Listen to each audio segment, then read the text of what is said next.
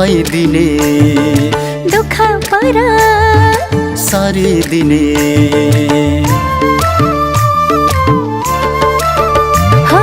सुख मिल्दा रमाइदिने दुःख पर सारिदिने आफ्नै ठानी साह्रो गाह्रो भए पनि टारिदिने एउटै मात्र विश्वासिलो मन हो सहकारी हामी सबै अटाउने घर हो सहकारी हामी सबै अटाउने घर हो सहकारी सहकारी सहकारी सहकारी सहकारी हामी सबै अटाउने घर हो सहकारी।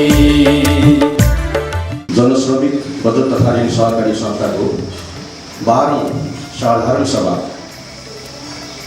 अति विकट अति अप्ठ्यारो परिस्थितिमा हामीले सञ्चालन गर्न गइरहेका छौँ।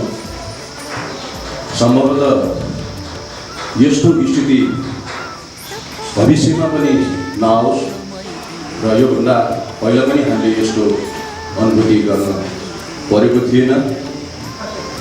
विश्वव्यापी कोरोना भाइरसको महामारीको कारणले गर्दाखेरि आज हामीले आफ्नो सहकारीको साधारण सभा विशेष सावधानीपूर्वक सञ्चालन गर्न जानु परिरहेको बाध्यता यहाँहरूले महसुस नै गर्नु भएको छ कि हामीले निमन्त्रणा कार्ड वितरण गर्दाखेरि देशमा साधारण सभाको समय दिनको 12 बजे भनेर हामीले उल्लेख गरेका थियौँ। तथापि अहिले हामी बिहानको चरणमा पनि कार्यक्रमलाई निरन्तरता दिनुपर्ने बाध्यता यही महामारीको कारणले गर्दाखेरि सिद्ध नभएको हो र अहिलेको यो बिहानको कार्यक्रम समूहको अन्तर्गत यस संस्थाका सञ्चालक, यस संस्थाका सल्लाहकार, उपकमिटीका सदस्यहरू र आज हामीले विशेष प्रस्तावमा छलफल गरेर एउटा निर्णय पनि गर्नुपर्ने अवस्था भएको हुनाले यो समूहमा सभा सञ्चालनको लागि हामीले सञ्चालक, उपसमितिका र विभिन्न उपसमितिका कमिटीका चाहिँ सदस्यहरूको परिवारजनहरूलाई पनि उपस्थितिको लागि हामीले विशेष अनुरोध गरेका थियौँ। सम्पूर्ण उपस्थित मित्रजनहरूलाई सर्वप्रथम मेरो हार्दिक न्यानो सहकारी अभिवादन।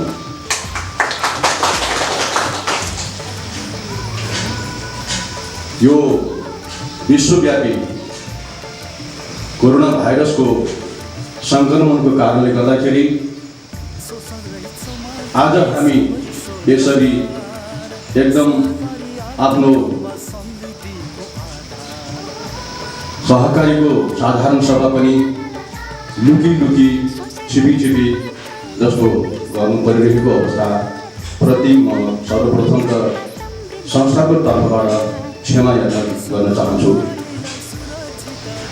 यो कोरोना भाइरसले प्राय जसो गरिब र विपन्न परिवारहरूलाई विशेष धक्का पुर्याएको अनुभव हामीले गरिरहेका छौँ। यस बीचमा हरेक कल कारखाना बन्द, हरेक बजार बन्द, साथै आफ्नो रोजगारी बन्दको कारणले गर्दाखेरि विपन्न र गरिब परिवारका सदस्यहरूले कडाभन्दा कडा अप्ठ्यारोलाई सामना गर्नु परिरहेको छ भन्ने कुरा हामीले दिनका दिन देखिरहेका छौँ। लकडाउन भनिरहेको छ, तपाईँको निषेधाज्ञा भनिरहेको छ। यो लकडाउनले कसलाई मर्का पार्यो त भन्दाखेरि त्यही गरिब र विपन्न परिवारको सदस्यहरूको खाने दुधलाई लक गरिदिएको छ। त्यही विपन्न वर्गहरूको सुनो बाल्नलाई निषेध गरिरहेको छ यो निषेधाज्ञाले पनि। यसर्थ यदि हुँदाहुँदै पनि आज हामीले यो कोरोना भाइरससँग लड्ने बलियो साधनको रूपमा मुखमा मास्क पट्टी लगाएर सामाजिक दूरीलाई कायम राखेर र बेला बेलामा आफ्नो हातलाई शङ्का लाग्ने बित्तिकै सेनिटाइजर युज गरेर यो कोरोना भाइरस विरुद्ध लड्ने अठोटका साथ आज हामीले यो साधारण सभा गर्ने सम्पन्न गर्ने अठोट गरेका छौँ। र सर्वप्रथम म यो सभाको सञ्चालनको लागि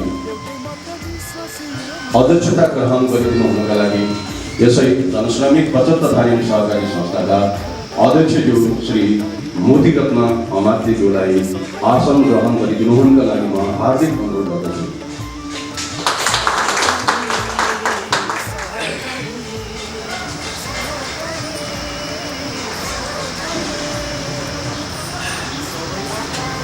कार्यक्रम सञ्चालनको लागि म अध्यक्षज्यूबाट अनुमतिको प्रतीक्षा छु। अध्यक्षज्यूको आज्ञा अनुसार म आफ्नो कार्यक्रमलाई अगाडि बढाउन चाहन्छु। अब हामी आसन ग्रहणको क्रमलाई अगाडि बढाउन चाहन्छु। आसन ग्रहणको क्रममा यसै संस्थाका श्री शिवप्रसाद पौडेलज्यूलाई आफ्नो आसन ग्रहण गरिन्छ। यस संस्थाका सचिव श्री वसन्त सुवालज्यूलाई आफ्नो आसन ग्रहण गरिदिनु हुनुको लागि म हार्दिक अनुरोध गर्दछु। यसै यस संस्थाका वरिष्ठ सदस्य श्री ओम कृष्ण अमात्यज्यूलाई आफ्नो आसन ग्रहण गरिदिनुको लागि म हार्दिक अनुरोध गर्दछु।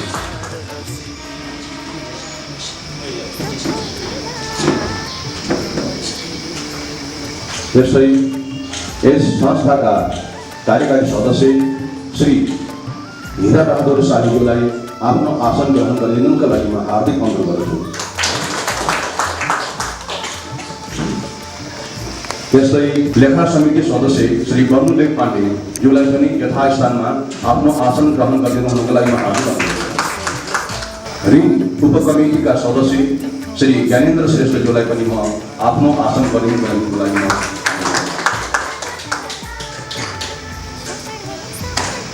आफ्नो आसन ग्रहण गरिदिनु हुनुको लागि म हार्दिक अनुरोध गर्दछु। लेखा समिति संयोजक श्री राजीव श्रेष्ठलाई आफ्नो आसन ग्रहण गरिदिनु हुनुको लागि म हार्दिक अनुरोध गर्दछु। महिला परिचालन उपसमितिका सदस्य श्री दिलदेवी खड्गेज्यूलाई आफ्नो आसन ग्रहण गरिदिनु हुनुको लागि म हार्दिक अनुरोध गर्दछु। महिला परिचालन उपसमितिका सदस्य श्री सृजना श्रेष्ठज्यूलाई आफ्नो आसन ग्रहण गरिदिनुको लागि म हार्दिक अनुरोध गर्दछु। आसन ग्रहणको कार्यक्रम अहिलेको लागि यही टुङ्ग्याउँदै हाम्रा सल्लाहकार अतिथिज्यूहरू आउने क्रम जारी नै होला जहाँसम्म मलाई लाग्छ। आज लगत्तै हामी आसन ग्रहण गराउने कार्यक्रमलाई पुनः दोहोऱ्याउँछौँ र अबको कार्यक्रममा मैले हाम्रा यस सहकारीका कर्मचारी बहिनीहरूलाई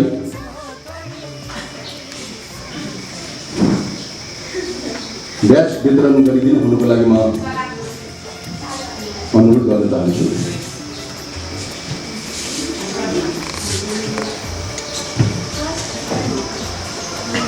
लेखापाल कृष्ण अमात्य, खजान्ची लवली महाजन।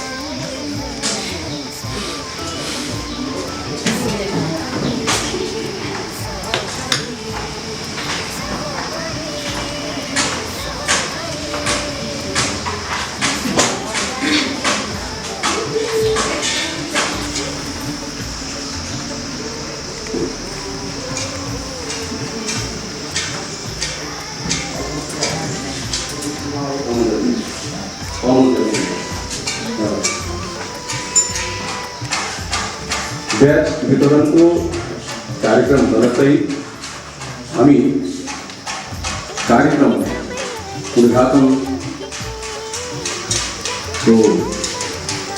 कार्यक्रमलाई अगाडि बढाउँछौँ। जनश्रमिक बचत तथा ऋण सहकारी संस्थाको 12औं साधारण सभालाई उद्घाटन गर्नका लागि यसै संस्थाका अध्यक्ष श्री मोदी रत्न माथिज्यूलाई पानसमा दियो बालेर उद्घाटन गरिदिनु हुनुको लागि म हार्दिक अनुरोध गर्न चाहन्छु।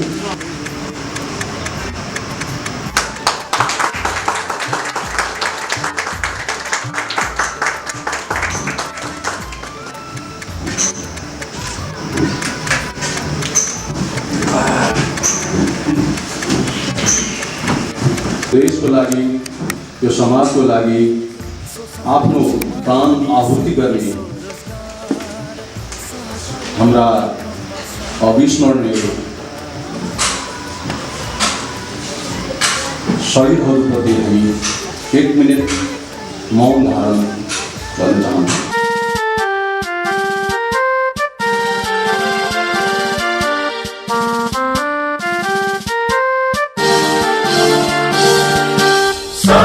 थुङ्गा फुलका हामी एउटै माला नेपाली सार्वभौम भई फैलिएका मेची महाकाली।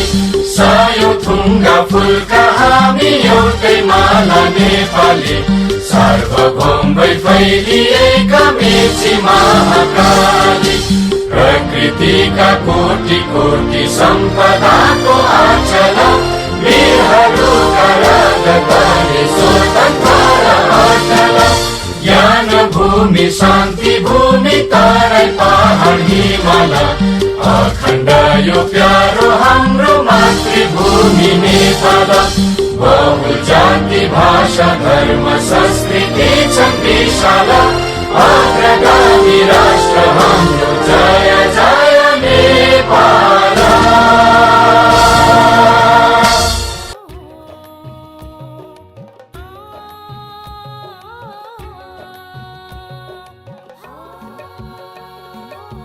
म यस संस्थाका सचिव श्री बसन्त चोवालाई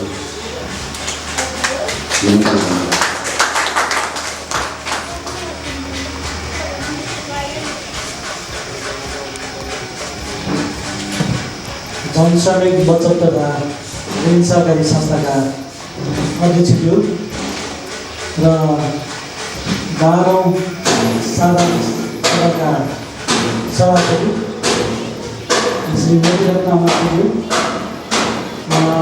यसै संस्थाका कानुनी सभाका सल्लाहकार र यहाँ उपस्थित आजका सञ्चालक समितिका पदाधिकारीहरू, ऋण संयोजक, लेखा संयोजक लगायत उपस्थित सम्पूर्ण उपकमिटीका सदस्यहरू र शिवर सदस्य महानुभावहरूलाई यस जनश्रमिक सहकारी संस्थाको तर्फबाट र मेरो व्यक्तिगत तर्फबाट पनि न्यानो अभिवादन तथा स्वागत गर्न चाहन्छौँ।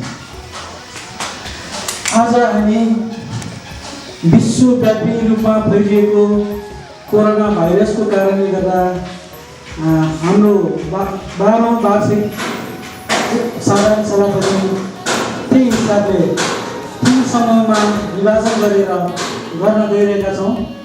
त्यसैको सिलसिलामा आज हामीले पहिलो क समूहमा हामी सञ्चालक, सल्लाहकार र उपकमिटीका सदस्यहरू र परिवारजनहरूलाई चाहिँ सीमित मात्रामा बोलाएर सामाजिक दूरी कायम गरेर हामीले यो 12औं साधारण सभा चाहिँ हामी सम्पन्न गर्न गइरहेका छौँ।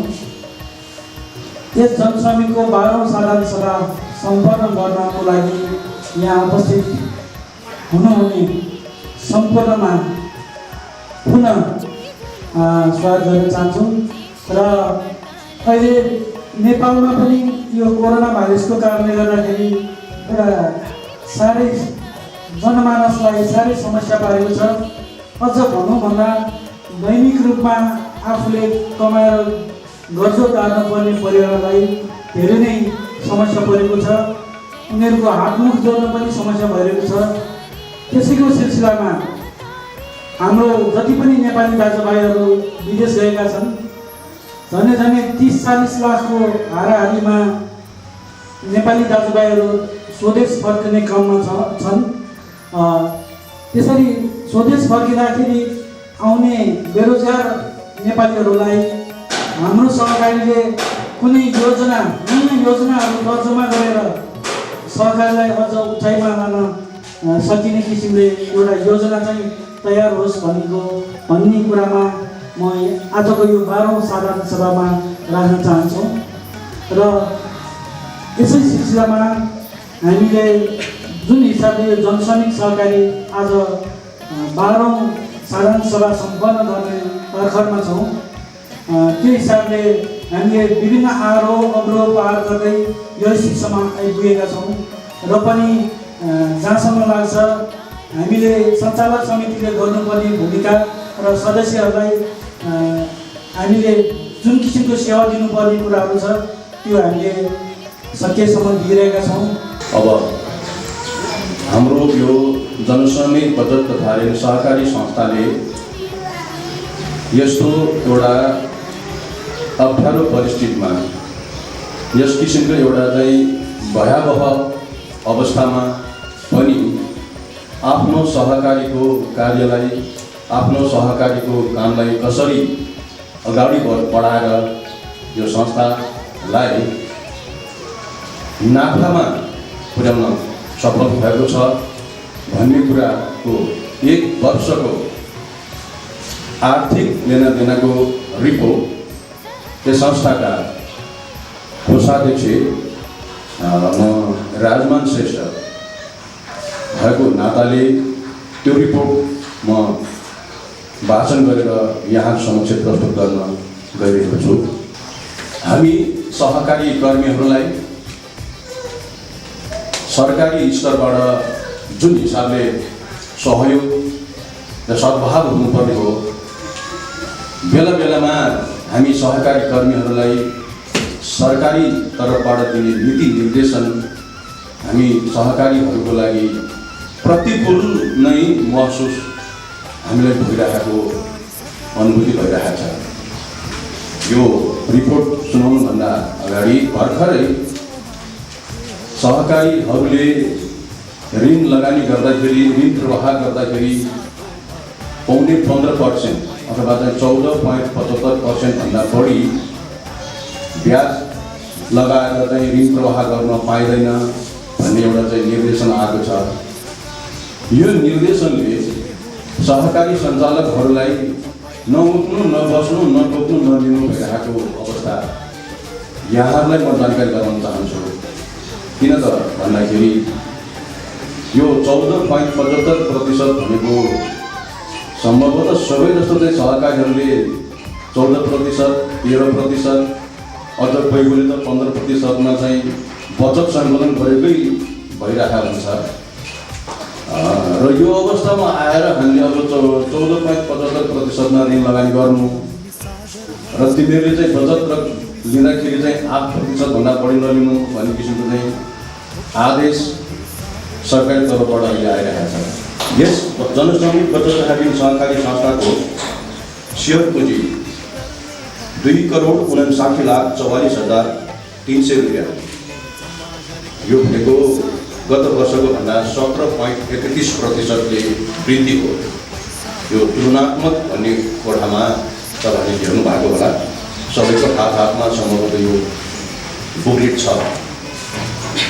र मैले धेरै लामो समय लिएर चाहिँ वाचन गर्नुभन्दा तपाईँहरू सबैको हातमा यो बुकलेट भएको कारणले गर्दाखेरि हाम्रो संस्थामा आजसम्म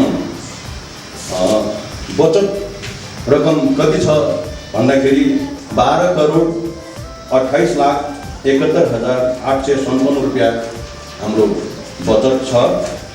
यो भनेको तुलनात्मक रूपले 58.96%ले वृद्धि छ गत वर्षको भन्दा है।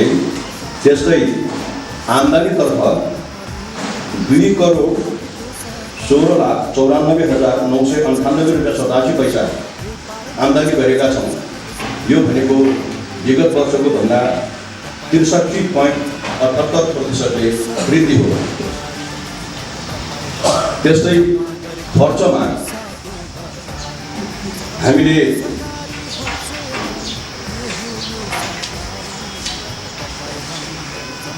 1,92,09,792 रुपियाँ खर्च गरेका छौँ। यो भनेको हिजोको तुलनामा 99.93 रुपियाँले बढी खर्च हो है। अब यसरी आएर व्ययको हिसाब घटाउँदाखेरि यो सालमा हामीले कुल 24,85,246 रुपियाँ 87 पैसा हामीले कुल नाफामा लान सकेका छौँ। र त्यस्तै यो सालमा हामीले कोषको बाँडफाँड यस हिसाबमा गरेका छौँ। जगडा कोषमा 5,90,246 रुपियाँ, शेयर लाभांश कोषमा 9,23,440 रुपियाँ, संरक्षित पुँजी कोषमा 4,42,684 रुपियाँ, सदस्य शिक्षा कोषमा 65,960 रुपियाँ, कर्मचारी बोनस कोषमा 65,960 रुपियाँ, घाटापूर्ति कोषमा 65,960 रुपियाँ, ऋण नोक्सानी कोषमा 65,960 रुपियाँ, संस्था विकास कोषमा 65,960 रुपियाँ, सहकारी प्रवर्धन कोषमा 8,853 रुपियाँ र सामुदायिक विकास कोषमा 65,960 रुपियाँ गरी कुल 23,60,984 रुपियाँ हामीले कोषमा छुट्याएका छौँ। त्यस्तै हामीले आर्थिक लेनादेना कारोबार गर्दाखेरि विभिन्न बैंकहरूको खाता चलाउने गरेका छौँ। त्यस हिसाबले हामीले NIC एशिया बैंक चलाएका छौँ, NCC बैंक चलाएका छौँ, एभरेस्ट बैंक चलाएका छौँ, राष्ट्रिय सहकारी बैंक चलाएका छौँ, ग्लोबल IME बैंक चलाएका छौँ, सिटिजन बैंक चलाएका छौँ, IME सर्भिस चलाएका छौँ गरेर यी सबै बैंकहरूमा गरेर हाम्रो तरलता कुल 1,40,03,488 रुपियाँ मौताद रहेको कुरा म यहाँलाई जानकारी गराउन चाहन्छु। र अब स्थिर सम्पत्ति विवरणमा फर्निचर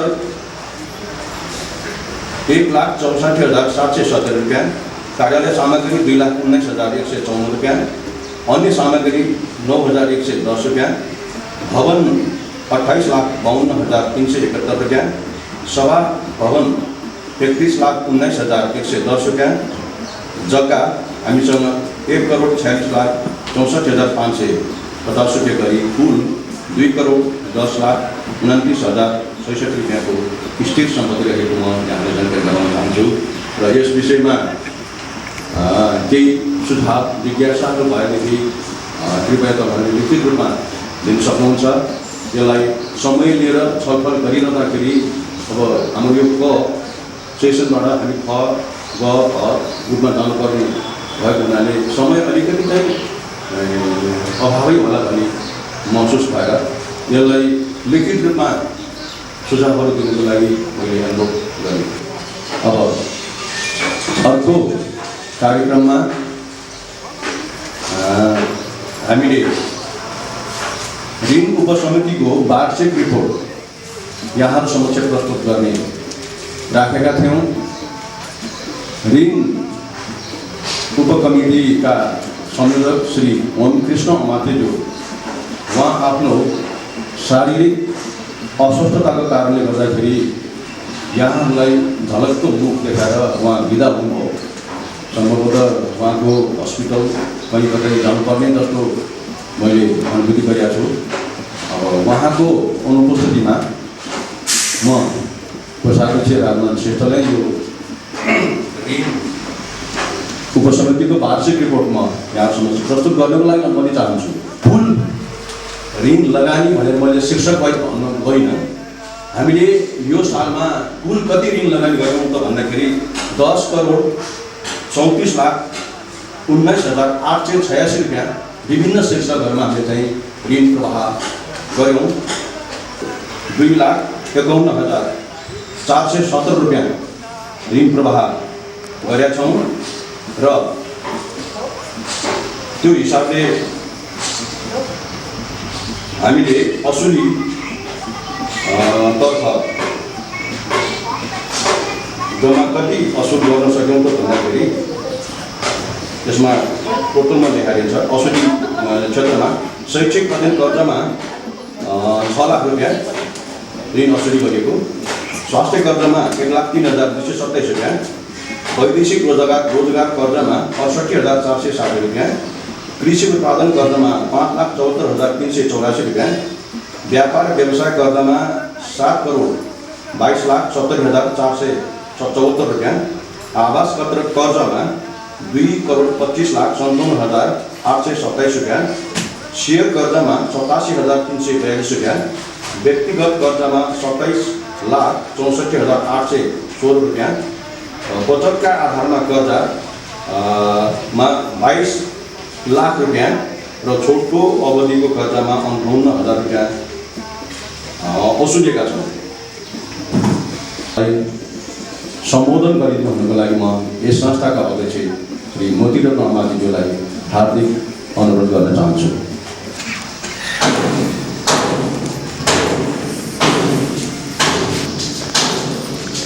आजको यस जनश्रमिक 7 वर्षको 12औं साधारण सभामा उपस्थित हुनुहुने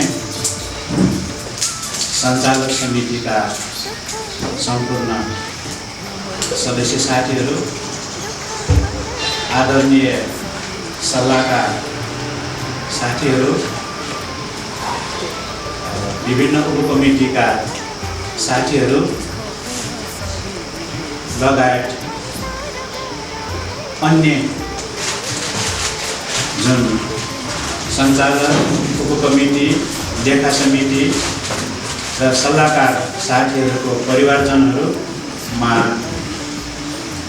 12औं साधारण सभाको उपलक्ष्यमा हार्दिक मङ्गलमय शुभकामना व्यक्त गर्दै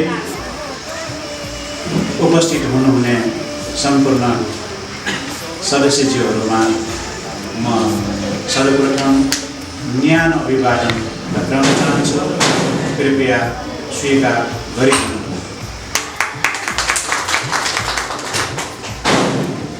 12औं साधारण सभा विषम परिस्थितिमा सञ्चालन हुन गइरहेको र सञ्चालन विधिको बारेमा हाम्रो यस संस्थाको सञ्चालक सदस्य साथी र कार्यक्रम सञ्चालक कोषाध्यक्ष साथीले ब्रिफिङ गरिसक्नु भएको छ।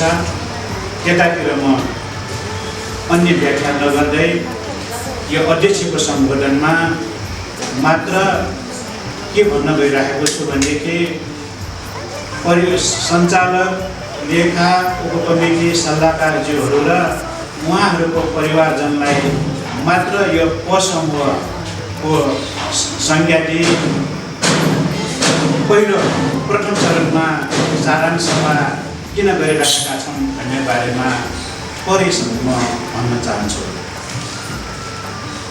कोषाध्यक्षज्यूले 2टा अभिभारा बोक्दै एउटा अभिभारा कोषाध्यक्षको हैसियतले आम्दानी र खर्च र नाफा र अर्को जिम्मामा चाहिने ऋण संयोजक आदरणीय श्री ओम कृष्ण उमातेज्यूलाई अस्वस्थको कारणले उहाँ मात्र उपस्थिति जनाएर अध्यक्षसँग अनुमति लिएर उहाँ फर्किसक्नु भएको छ। उहाँको समेत जिम्मा कोषाधीशज्यूले तपाईँको सामु ऋणको स्थितिबारे अवगत गराइ सक्नु भएको छ।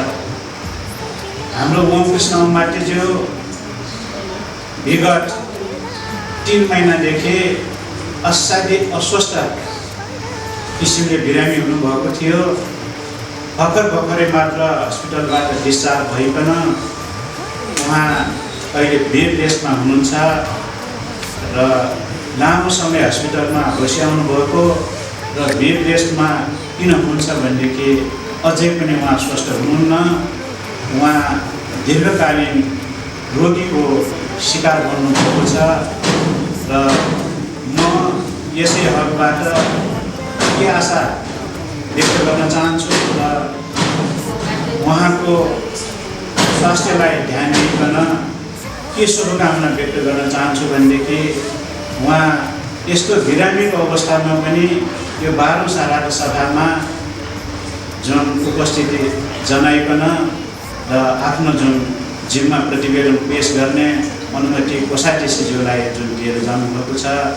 त्यसकारण उहाँ यथाशीघ्रभन्दा यथाशीघ्र स्वास्थ्य लाभ होस् र जतिसुकै दीर्घकालीन रोगको शिकार हुनुभए तापनि मन जस्तै फुर्तिला र स्वस्थ रूपमा छिटोभन्दा छिटो संस्थाको काममा पुनः परिचालन हुन सकोस् भन्ने कामना म व्यक्त गर्न चाहन्छु। अब अध्यक्षले सम्बोधन गर्ने क्रममा धेरै विषयहरू छैनन्। पत्रमा उल्लेखित विषयहरूभन्दा अलि व्याख्यात्मक विषय भएको हुनाले त्यतातिर म जान गइरहेको छु। सर्वप्रथम कोभिडको जुन यो सङ्क्रमण परिस्थितिमा साधारण सभा हुन गइरहेको हुनाले यो कोभिडले जनश्रमिकका सदस्यहरू लगायत कुनै पनि सहकारी संस्थाको सदस्यदेखि लिएर नेपाल राज्यभरिका जुन शिकार बन्नुभयो छिटो यथाशीघ्र उहाँहरूको पनि स्वास्थ्य लाभको कामना गर्दै जुन हामी अहिले कोभिडको सङ्क्रमणबाट बचिआएकाले त्यो सङ्क्रमण हुनुबाट बच्न सकौँ। सङ्क्रमणबाट बच्नुको निम्ति स्वास्थ्य निकायले जुन पालना गर्नको निम्ति जारी गरेका जुन विषयहरूमा ध्यान जान सकोस् भन्ने किसिमको म भन्न चाहन्छु। दोस्रोमा सहकारी मापदण्ड अनुसार एउटा सहकारी सञ्चालन गर्नुको लागि न्यूनतम 2000 जना सदस्य सङ्ख्या चाहिन्छ भन्ने जुन कुरोहरूलाई नेपाल सरकारले कडाइका साथ पालना गराउनको निम्ति अहिले जुन सबै सहकारीहरूमा भिप जारी गरेको छ त्यो 2000 जना सदस्य पुर्याउनु पर्ने जुन विषय छ यो विषयलाई पनि यो साधारण सभाबाट छिटोभन्दा छिटो 2000 जना सदस्य सङ्ख्या पुग्न जानेछ र पुगाउनको निम्ति हामी सबै सञ्चालक युनिटदेखि लिएर अन्य सदस्यहरूले समेत पनि यसलाई ध्यान दिइनेछ भन्ने किसिमको म आशा व्यक्त गर्दछु। 2000 जना पुगाउनको निम्ति एउटा बाटो जनश्रमिक आफै तपाईँ हामी सबैको आफ्नै पहलबाट 2000 जना सदस्य पुगाउने र 2000 जना सदस्य पुगाउनको निम्ति धेरै पनि अहिले चाहिएको छैन। लगभग 1500 जनाको हाराहारीमा यस जनश्रमिकको सदस्य चाहिने सङ्ख्या पुगिसकेको अवस्था छ। मात्र 500 भयो। 500 सदस्य पुगाउनुको निम्ति यहाँ 1200-1500 जना सदस्यहरूले एक जना मात्र सदस्य सङ्ख्या बढाउन सक्यो भने पनि 1200-1500 जना बढ्न गइन्छ। त्यसकारण जुन सहकारी मापदण्ड जुन आएको छ त्यो छिटोभन्दा छिटो पुगाउन सकिन्छ भन्नेमा म निर्देशनको सहित यसमा पहल गर्नुको निम्ति निर्देशको साथसाथै यो पुगाउन सकिन्छ भन्नेमा म आशा व्यक्त गर्न चाहन्छु। दोस्रो बाटो छ त्यो भनेको सहकारी मर्जर, सहकारी बीच एकीकरण गर्ने। त सहकारी बिचको एकीकरणमा पनि के छ भनेदेखि यो मात्र 2000 जना सदस्य सङ्ख्या पुगाउनुको निम्ति होइन कि नेपाल अधिराज्यभरि अब जति पनि सहकारीहरू छन् विभिन्न विचारका व्यवहारका सहकारीहरू भएको कारणले ती सहकारीहरू सञ्चालनको निम्ति विविध विचार व्यवहारका सोचका मान्छेहरू भएको हुनाले यो एकीकरणमा विशेष ध्यान दिनुपर्ने भन्ने कुरा चाहिँ के छ भनेदेखि जसरी जनश्रमिकले एउटा जनमानसमा तल्लो वर्गलाई माथि उठाउने, असहाय वर्गलाई सहयोग गर्ने, निमुखा वर्गलाई एकदम सबैको सामु प्रतिष्ठित बनाउने जुन योजना हामीले बोकेका छौँ ती योजनासँग मिल्दोजुल्दो हिसाबले अगाडि बढेको सहकारी हुनुपर्छ। ती सहकारीहरूसँग एकीकरणको निम्ति अध्यक्ष व्यक्तिगत आफ्नो प्रयासबाट पनि सञ्चालक युनिटका साथीहरूको सामूहिक प्रयासबाट पनि 2-3वटा सहकारीहरूसँग प्रस्ताव भइराखेको अवस्था छ। र ती प्रस्तावहरूलाई सम्बन्धित सहकारीहरूले एक किसिमको स्वीकार गरिसकेको पनि अवस्था छ। र अब मात्र बाँकी के रह्यो भनेदेखि प्राविधिक कुरा कहिले कसरी कुन ढङ्गबाट भन्ने मात्र त्यो प्राविधिक चाहिने कुराहरू मिलाउन बाँकी छ। त्यसकारण यो दोस्रो बाटो पनि छिटोभन्दा छिटो सफल हुन्छ भन्ने किसिमको आशा व्यक्त गर्दै र छिटो होस् भनेर शुभकामना पनि म व्यक्त गर्न चाहन्छु। सहकारी स्थापना कालमा यो सहकारीको सञ्चालक युनिटमा बस्नको निम्ति सुरुमा म एकजनालाई मात्र चाहिने यो सहकारीको सम्बन्धित जिम्मेवारी पर्सनले 25,000 दाई मोती दाई तपाईँको होस् र बाँकी हामी 9 जना 11 जनाको सञ्चालक समिति बाँकी 10 जनाको चाहिने हामीले 2-2 लाख रुपियाँ राख्छौँ भनेर 2-2 लाखको अवधारणा लिइएको थियो त्यो संस्था स्थापना हुँदाखेरिको अवस्थामा। र तपाईँलाई अचम्म मान्नुहोला, अचम्म हुन पुग्ला, तपाईँलाई मात्र 25,000 हामीलाई 2 लाखको यो कसरी भयो, यो यसरी विभेदको जुन नीति कसरी अपनाइयो सञ्चालक युनिटमा बस्नुको निम्ति भन्नेमा पनि म थोरै तपाईँहरूलाई जुन प्रकाश पार्न चाहन्छु। त्यो भनेको के हो भनेदेखि मोतीरत्न अमात्यले 25,000 त्यो बेलामा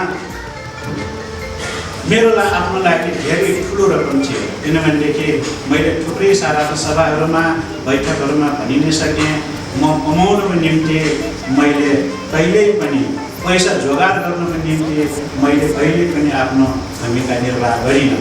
मैले जति कमाएँ, जति मेरो आय स्रोत हो म्याक्सिमम नेपाली जनताकै खातिर चाहिने खर्च हुने गर्थ्यो।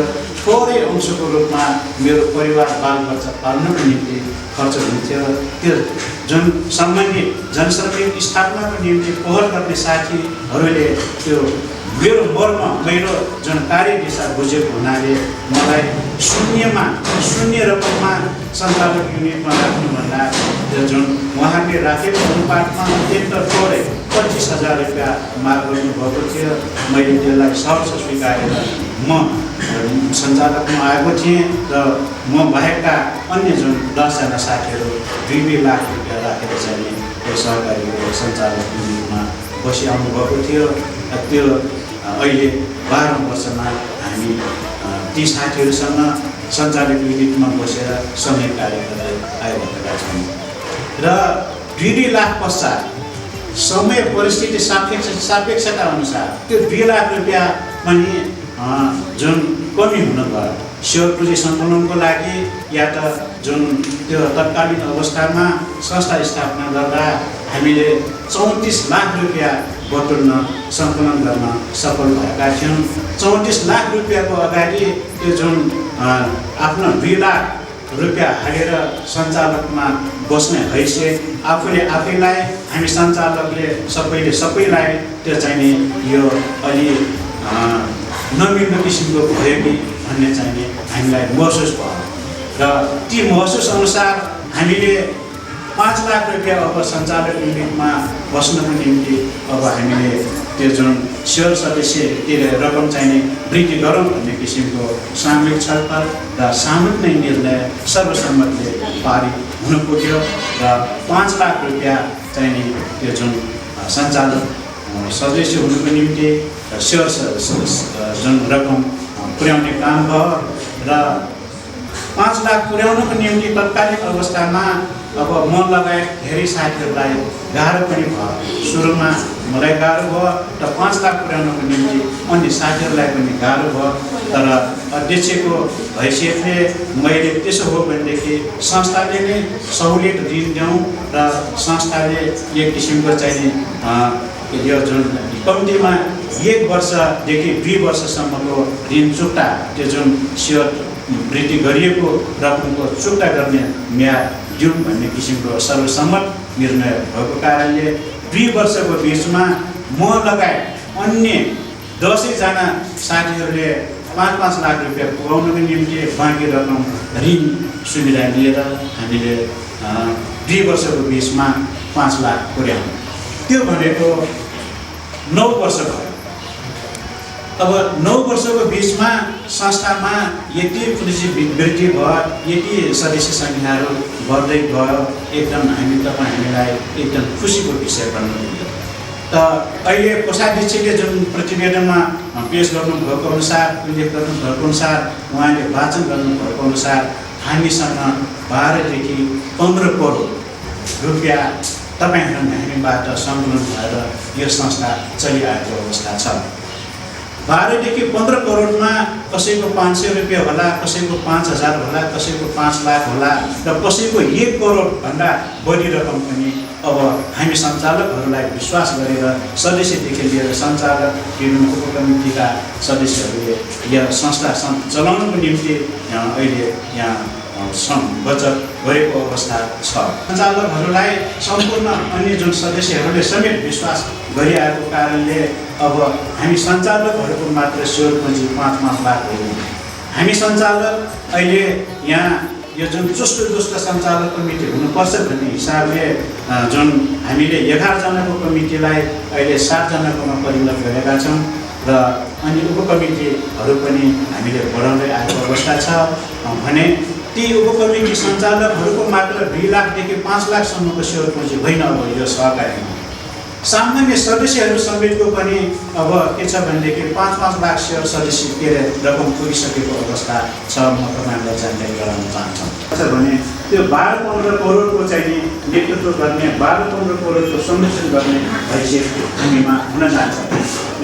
अब अधिराज्यभरि अब थुप्रै सहकारीहरूको अवलोकन र मैले अनुभव पनि के गरेको छु भनेदेखि आफू सञ्चालकमा छ, अध्यक्ष छ, कोषाध्यक्ष छ, सचिव छ, सञ्चालक सदस्यमा बसेको छ।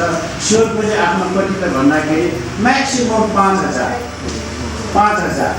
5,000 रुपियाँले करोडौँ करोड रुपियाँको चाहिँ नेतृत्व गर्ने, संरक्षण गर्ने भनेर चाहिँ प्रयासहरू भइराखेका छन्।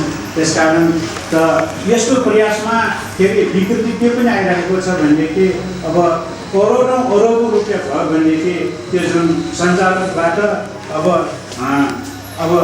के भन्छ त्यो जुन पुँजी सङ्कलन भएको एकदम कुण्ड्याइकन कोही इन्डिया फरार, कोही नेपालमा पनि बसिआएको अवस्था छ।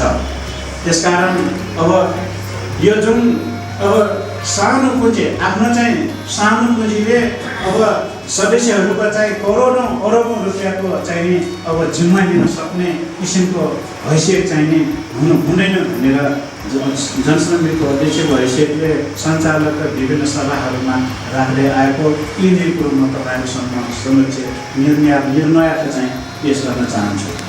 त अहिले यी 50 लाख रुपियाँ हामी सञ्चालकहरू 7 जनाले जुन यहाँ राख्नुपर्ने अवस्थामा परिवारको पनि अनुमति चाहियो, परिवारको पनि यसमा चाहिने सन्तुष्टि हुनु पर्यो र परिवारलाई के लाग्न सक्ला, जहाँ पनि जुन सञ्चालकहरूको छोराछोरीलाई के लाग्न सक्ला भने यी 50 लाख राखे बापतको बेनिफिट के त? किन त भन्दाखेरि नेपाली जनतामा र ती नेपाली जनतामा हामी पनि पर्छौँ। यो 50 लाख रुपियाँ भन्ने कुरो ठुलै कुरो हो।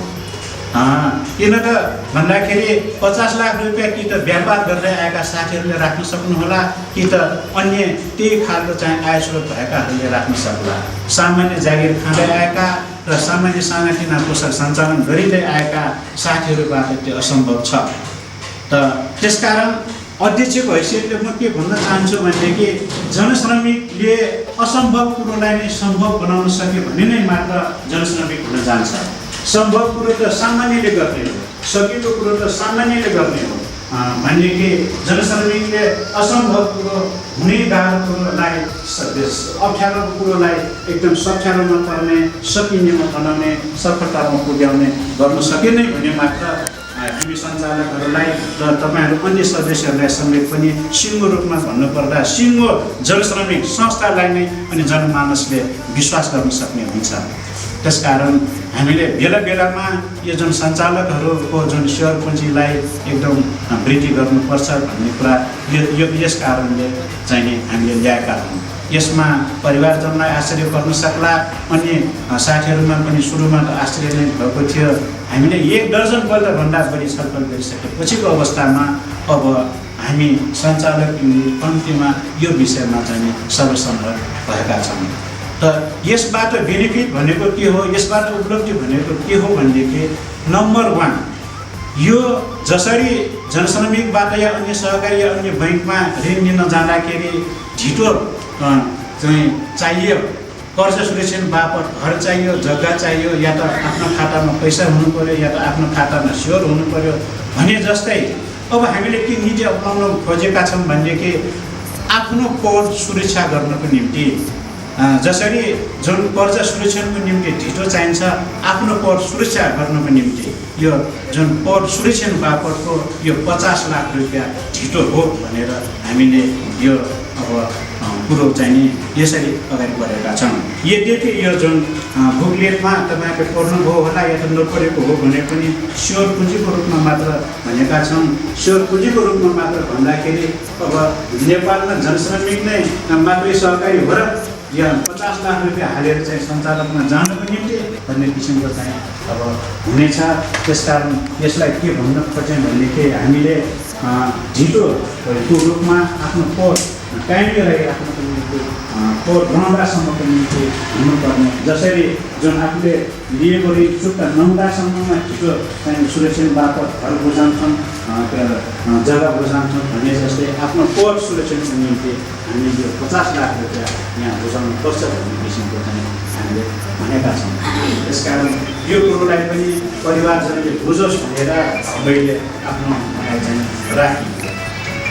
त 50 लाख राखिसकेपछि अहिलेसम्म जस्तो भन्नुहोस् 5-5 लाख रुपियाँ सेयर पुँजी राखेर सञ्चालकमा बसिआएका छन्।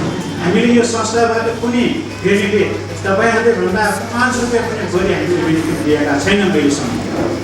किन त भन्दाखेरि अब जनश्रमिक यस्तो विचारबाट सञ्चालन हो कि जनताको लागि ढुको गर्न सकोस्, जनताको लागि सेवा पुर्याउन सकोस् भन्ने किसिमको नेतृत्व म अध्यक्षदेखि लिएर सब सञ्चालकहरू त्यो लाइनमा भएको कारणले गर्दाखेरि एउटा रुपियाँ पनि हामीले बढिरहेको। तपाईँहरूले 16% लाभमा पाउनुहुन्छ भनेदेखि हामीले 70% कहिले गरेका छैनौँ, त्यही 16% मात्रै हो। जनताहरूको समक्ष चाहिँ सेवा पुर्याउन सकोस्, त्यस सेवा पुर्याउन सक्यो भनेदेखि आम्दानीमा चाहिँ वृद्धि हुन्छ नै। आम्दानी वृद्धि गरिसकेपछि अनि अन्य सर्वसाधारण जुन सेयर सदस्य साथीहरूलाई के सुविधा दिन सक्छौँ, यो जुन लाभांशको अलावा हामी सञ्चालकहरूले के दिन सक्छौँ, त्यो दोस्रो पल्ट चाहिँ हामी छलफल गर्न चाहन्छौँ।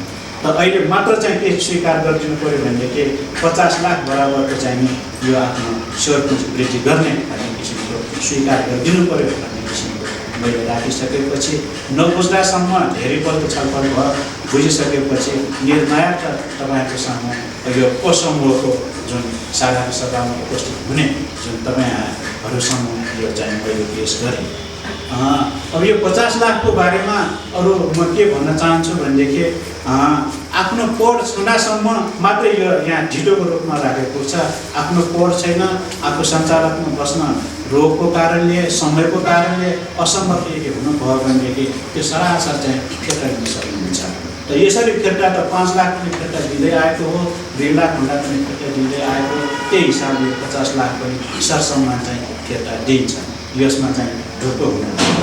त 50 लाख रुपियाँ नगद छैन त के गर्ने? सुरुमै मैले भने अब छैन त नगद भने त्यस अवस्थामा अब यो 50 लाख पनि जस्तो अध्यक्षले त्यत्तिकै ल्याएको प्रस्ताव होइन। क्यास नभए पनि, नगद नभए पनि यहाँ सञ्चालक हामी 7 जना साथीहरूको एक न एक टुक्रा घर जग्गा नभएको अवस्था कसैको होइन। सुकुम्बासी नै मात्र मिलेर चलाएको यो सहकारी पनि होइन। हामी मध्यम वर्गका छौँ भनेदेखि तल्लो देशका जुन साथीहरूको पनि के छ भनेदेखि कम्तीमा एक रोप्ने बिहान 4-5 जग्गाहरू छन्। त नसकिने क्यास हाल्न नसकिने साथीहरूले ती जुन जग्गा चाहिँ नि सहकारीको नाममा लेखेर दिनु पर्दैन। सहकारीले उपभोग गर्नको निम्ति अनुमति मात्र दिए पुग्छ। त अनुमति यदि हामीले प्राप्त गर्न सक्यौँ, तपाईँहरूले दिनुभयो भनेदेखि ती जुन प्राप्त जग्गा बैङ्कमा हामीले लोन लिएर हामी अन्य सम्पूर्ण सदस्यहरूको निम्ति हामीले लगानी गर्छौँ। व्यापारमा लगानी गर्छौँ, शिक्षामा लगानी गर्छौँ, स्वास्थ्यमा लगानी गर्छौँ, यातायातमा लगानी गर्छौँ, अन्य के चिजमा हुनसक्छ जुन सानातिना उद्योगमा हामी लगानी गर्छौँ भने अब बैङ्कबाट हामीले कम्ती एकदम सस्तो लोन ल्याउने, सस्तो ऋण ल्याउने सदस्यहरू हामीले त्यो ऋण उपभोग गर्दाखेरि 2-3%, 4-5% मार्जिन राखेर हामीले लगानी गर्ने हो, हामी उपभोग गर्ने हो भनेदेखि अब त्यसको निम्ति पनि त अब 50 लाख बुझाए सरको चाहिने हुन जान्छ। त मात्र के फरक पर्छ भनेदेखि क्यास लगानी गर्ने त्यो क्यास तुरुन्तै परिचालन गर्न सक्ने अवस्था भएको हुनाले प्रचलित दरमा जुन के भन्छ लाभांश टोक्छन्, त्यस एउटा रुपियाँ पनि तलमाथि नभइकन क्यास लगानी गर्नलाई ती अङ्क लगानी चाहिने त्यो लाभांश चाहिँ वितरण हुन्छ। त जग्गा यहाँ बुझाउनेले चाहिँ अब के पाइन्छ त भन्ने चाहिँ पनि प्रश्न उठ्न सक्ला हामी सञ्चालकहरूको जान परिवार छोरा छोरीहरूमा। त्यसमा चाहिँ अलिक फरक पर्छ।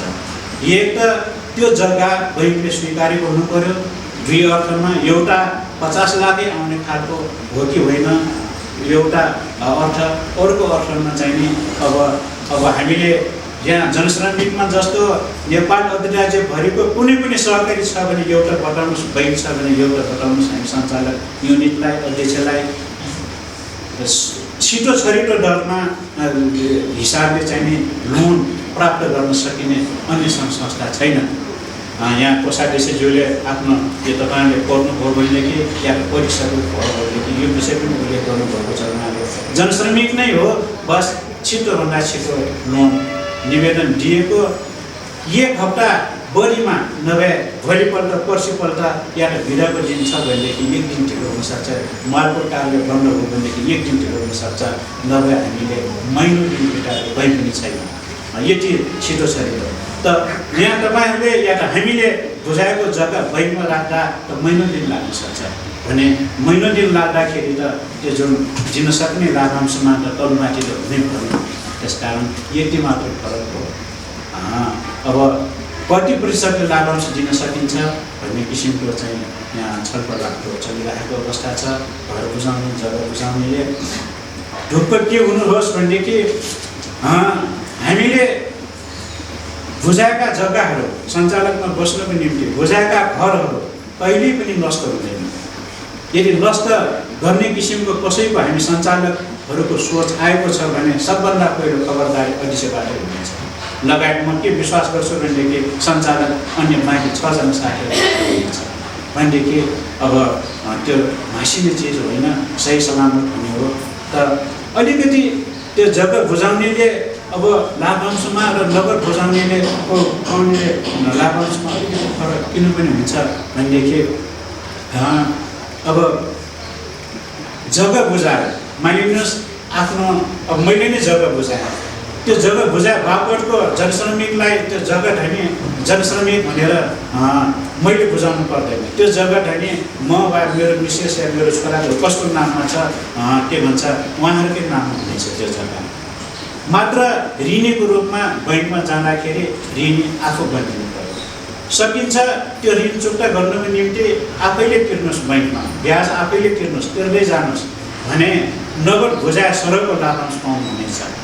यदि अब आफ्नो बुझाउने हैसियत छैन, कमाइ थोरै होला, जागिर अहिले लकडाउनको पिरियडमा थुप्रै जुन नेपाली दाजुभाइहरू जागिरबाट हातहरू परिरहेको छ। सडकमा जुन ट्राफिकको काम घाम पानी नभइकन, हावाहुरी बतास नभइकन ट्राफिकको काम गर्ने प्रहरी दाजुभाइहरूको चाहिँ आधा तलब हटाएको अवस्था छ।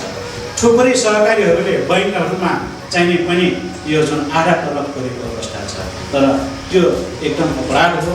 हामीले सहकारी यो जनश्रमिक सञ्चालनमा चाहिने कर्मचारी भाइ बहिनीहरूलाई कहिले पनि हामीले आधा तलब भनेका छैनौँ र नेपाल सरकारले यस्तो अप्रिय जुन आधा तलब गरेको छ हामीलाई दुःख लाग्छ होइन।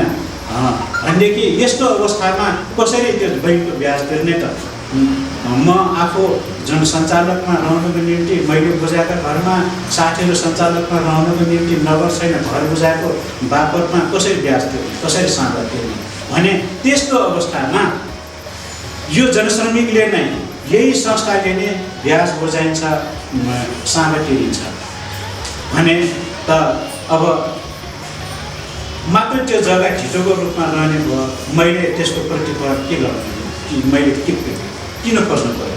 किनभनेदेखि जग्गा छ भने आफूले काउली रोप्ने कि तरकारी विभिन्न उब्जनी गर्ने कि पशुपालन गर्ने कि आफैले पनि गरिरहेको छ भने, घर छ भनेदेखि मैले त्यो घरको बहाल खाइराखेको छ भनेदेखि मैले के पनि निम्ति प्रतिफल बस्ने।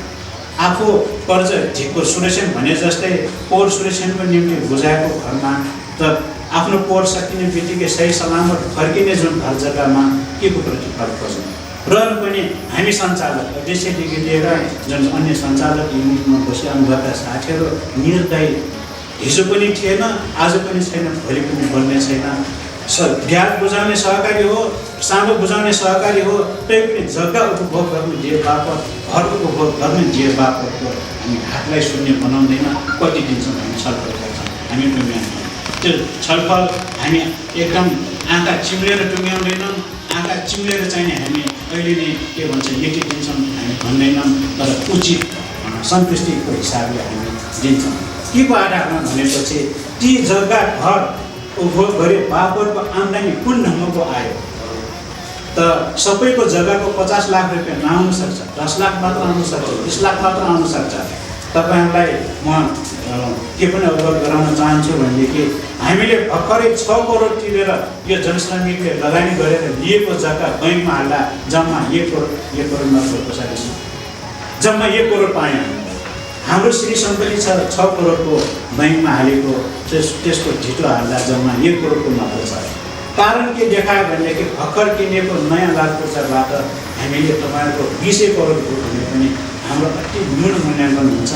2 वर्ष पुरानो लालपुर्जा हुनुपर्छ अनि मात्र भनेअनुसारको चाहिँ तपाईँहरूले पर्चा रकम चाहिँ प्राप्त गर्न सक्नुहुनेछ भन्ने किसिमको कुरा नमिठोका साथ हामीले सुन्नु पऱ्यो, कार्यान्वयन समेत गर्नु पऱ्यो। यो कुरो हामीले ल्यायौँ।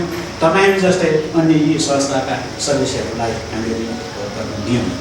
नियमनकारी मेयर साहब यही हुनुहुन्छ, उहाँले पनि यी कुरो कहीँ आफ्नो सम्बोधनको रूपमा भन्नुपर्दा, कहीँ कार्यान्वयनतिर जानुपर्दा, सल्लाह दिनुपर्दा यो असाध्यै गलत कुरा हो। नयाँ लालपुर्जाको कारणले 6 करोड तिरेर लिएको जग्गाको जुन अब हामीले अति न्यून चाहिने मात्रै चाहिने के छ भनेदेखि ऋण उपभोग गर्न पायौँ। त्यो पनि कुन बैङ्कले? सहकारी बैङ्कले। सहकारी ब्याङ्कले सहकारीलाई हेर्नुपर्छ भन्छ त सहकारी को जग्गा त्यहाँ ढिटो हाल्दाखेरि यो खालको व्यवहार कस्तो गणतन्त्र, कस्तो गणतन्त्रले सहकारीलाई फलाइरहेको छ कि फलाइरहेको छ कि फाइदा दिइरहेको छ कि त्यतातिर पनि हामी जान्दैनौँ। त यो सबैभन्दा दिनभरि लाग्छ, म त्यतातिर जान चाहन्न। अब यो जुन 50 लाखको अवधारणा जुन ल्यायौँ यो अहिले यति महिना मात्र भन्छौँ, यसमा प्रति वर्ष केही आउँछ भनेदेखि सञ्चालक साथीले संवेदन हुनेछ। म त्यसको प्रत्युत्तर अध्यक्ष भइसकेको सञ्चालक भइसकेको साथीहरूले पनि दिनुहुनेछ। सञ्चालक साथीहरूको यो बारे अहिले यहाँ प्रतिबद्धता जाहेर गर्नुपर्नेछ। सञ्चालक साथीहरूको परिवारजनले प्रतिबद्धता जाहेर गर्नुपर्नेछ। यो 50 लाखको अवधारणा यसरी ल्याएँ। यो साधारण सभा समक्ष मैले निर्णय पेश गरेँ।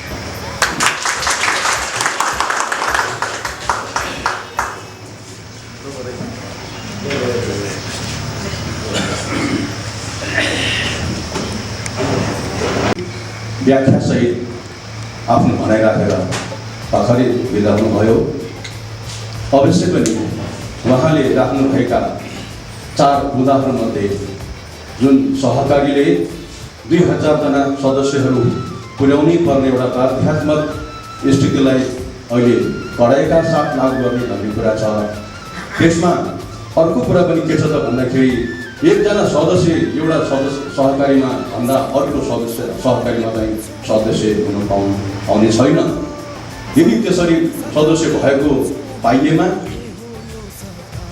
त्यस्ता सहकारीलाई कडाभन्दा कडा चाहिँ दण्ड र जरिवाना गर्ने भन्ने निर्देशन पनि भएको छ। यसले गर्दाखेरि साँच्चै भन्नुपर्दाखेरि भर्खर चाहिँ स्थापना भएका भर्खर चाहिँ बाँड्न सकिरहेका सहकारीहरूलाई नबच्नु नमर्नुको एउटा चाहिँ स्थिति सृजना भएकै छ र यति हुँदाहुँदै पनि हामीले यो निर्णयलाई पालना गर्नैपर्छ र गर्ने नै छौँ। तथापि मेरो अनुरोध यहाँ समक्ष के त भन्दाखेरि सहकारी कुन चाहिँ सहकारी रोज्ने, कुन चाहिँ सहकारीको म सदस्य बन्ने भन्ने सवालमा एउटा कुरालाई विशेष ध्यान दिनै पर्ने हुन्छ। त्यो के छ भन्दाखेरि बुढापाकाले भन्ने गर्छ पहेँलो जति सबै सुर हुँदैन। यो भनाइलाई हामीले एकदम गम्भीरताका साथ मनन गरेर म कुन चाहिँ सहकारीको सदस्य बन्ने, साँच्चैकै सुनकै सहकारीमा सदस्य बन्ने अथवा पित्तलको सहकारीमा सदस्य बन्ने अथवा चाहिँ सुनको जलप मात्रै राखेको चाहिँ सहकारीको चाहिँ सदस्य बन्ने भन्ने विषयमा कुन सहकारी ठिक हो, कुन सहकारी गलत हो भन्ने कुरा आफैले निर्ख्यौल गर्न सक्ने एउटा चाहिँ दरिलो एउटा चाहिँ मूल्याङ्कनका साथ हामी अगाडि बढ्नुपर्ने अवस्था अहिले आएको छ र आशा छ हाम्रा सदस्यज्यूहरूले हाम्रा अन्य सदस्यज्यूहरूलाई बुझाउँदाखेरि यस्तै कुराहरूले चाहिँ उहाँले चाहिँ कन्फेन्स उहाँले चाहिँ समूहले बुझाउने गरिदिनु होला भन्ने विशेष अनुरोध गर्न चाहन्छु। र यसै सिलसिलामा अब भर्खरै हाम्रो महिला परिचालन उपसमितिका सदस्य तथा यस चन्द्रगिरी नगरपालिका वडा नम्बर 2 का वडा सदस्य श्री सपना परियारज्यू पनि यहाँ उपस्थित हुनुभएको छ। उहाँलाई आसन ग्रहण गरिएको हुनुलाई म अनुरोध गर्न चाहन्छु। र त्यस्तै हाम्रो कार्यालय व्यवस्थापन उपसमितिका सदस्य श्री विश्वनारायण श्रेष्ठज्यू पनि उपस्थित हुनुहुन्थ्यो। आसन ग्रहण गरिदिनु हुनुलाई म विश्वास गरेँ। र अब हाम्रा यस चन्द्रगिरी नगरपालिकाका नगर प्रमुख तथा यस श्रमिक पत्र तथा सहकारी संस्थाका सल्लाहकार श्री घनश्याम गिरिज्यूलाई खादा उडाएर सम्मान गरिदिनु हुनलाई म अध्यक्षज्यूलाई गर्दछु।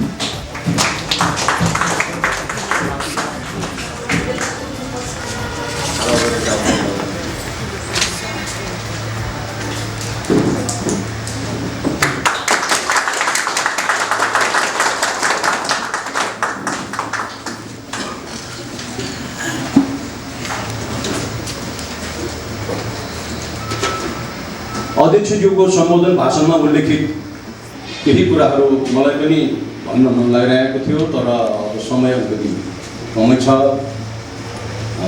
र म बिस्तारै आफ्नो भनेको राख्दै जाने गर्नेछु। र यस क्रममा अब म कार्यक्रमको अर्को चरणमा जान लागिरहेको छु। यस क्रममा हाम्रा म शुभकामना मन्तव्यको लागि अनुरोध गर्न गइरहेको छु। म सर्वप्रथम दुक्पा सद्भाव साकोसका अध्यक्ष श्री रामकुमार कार्कीज्यूलाई आफ्नो शुभकामना मन्तव्य राखिदिनु हुनलाई म अनुरोध गर्न चाहन्छु।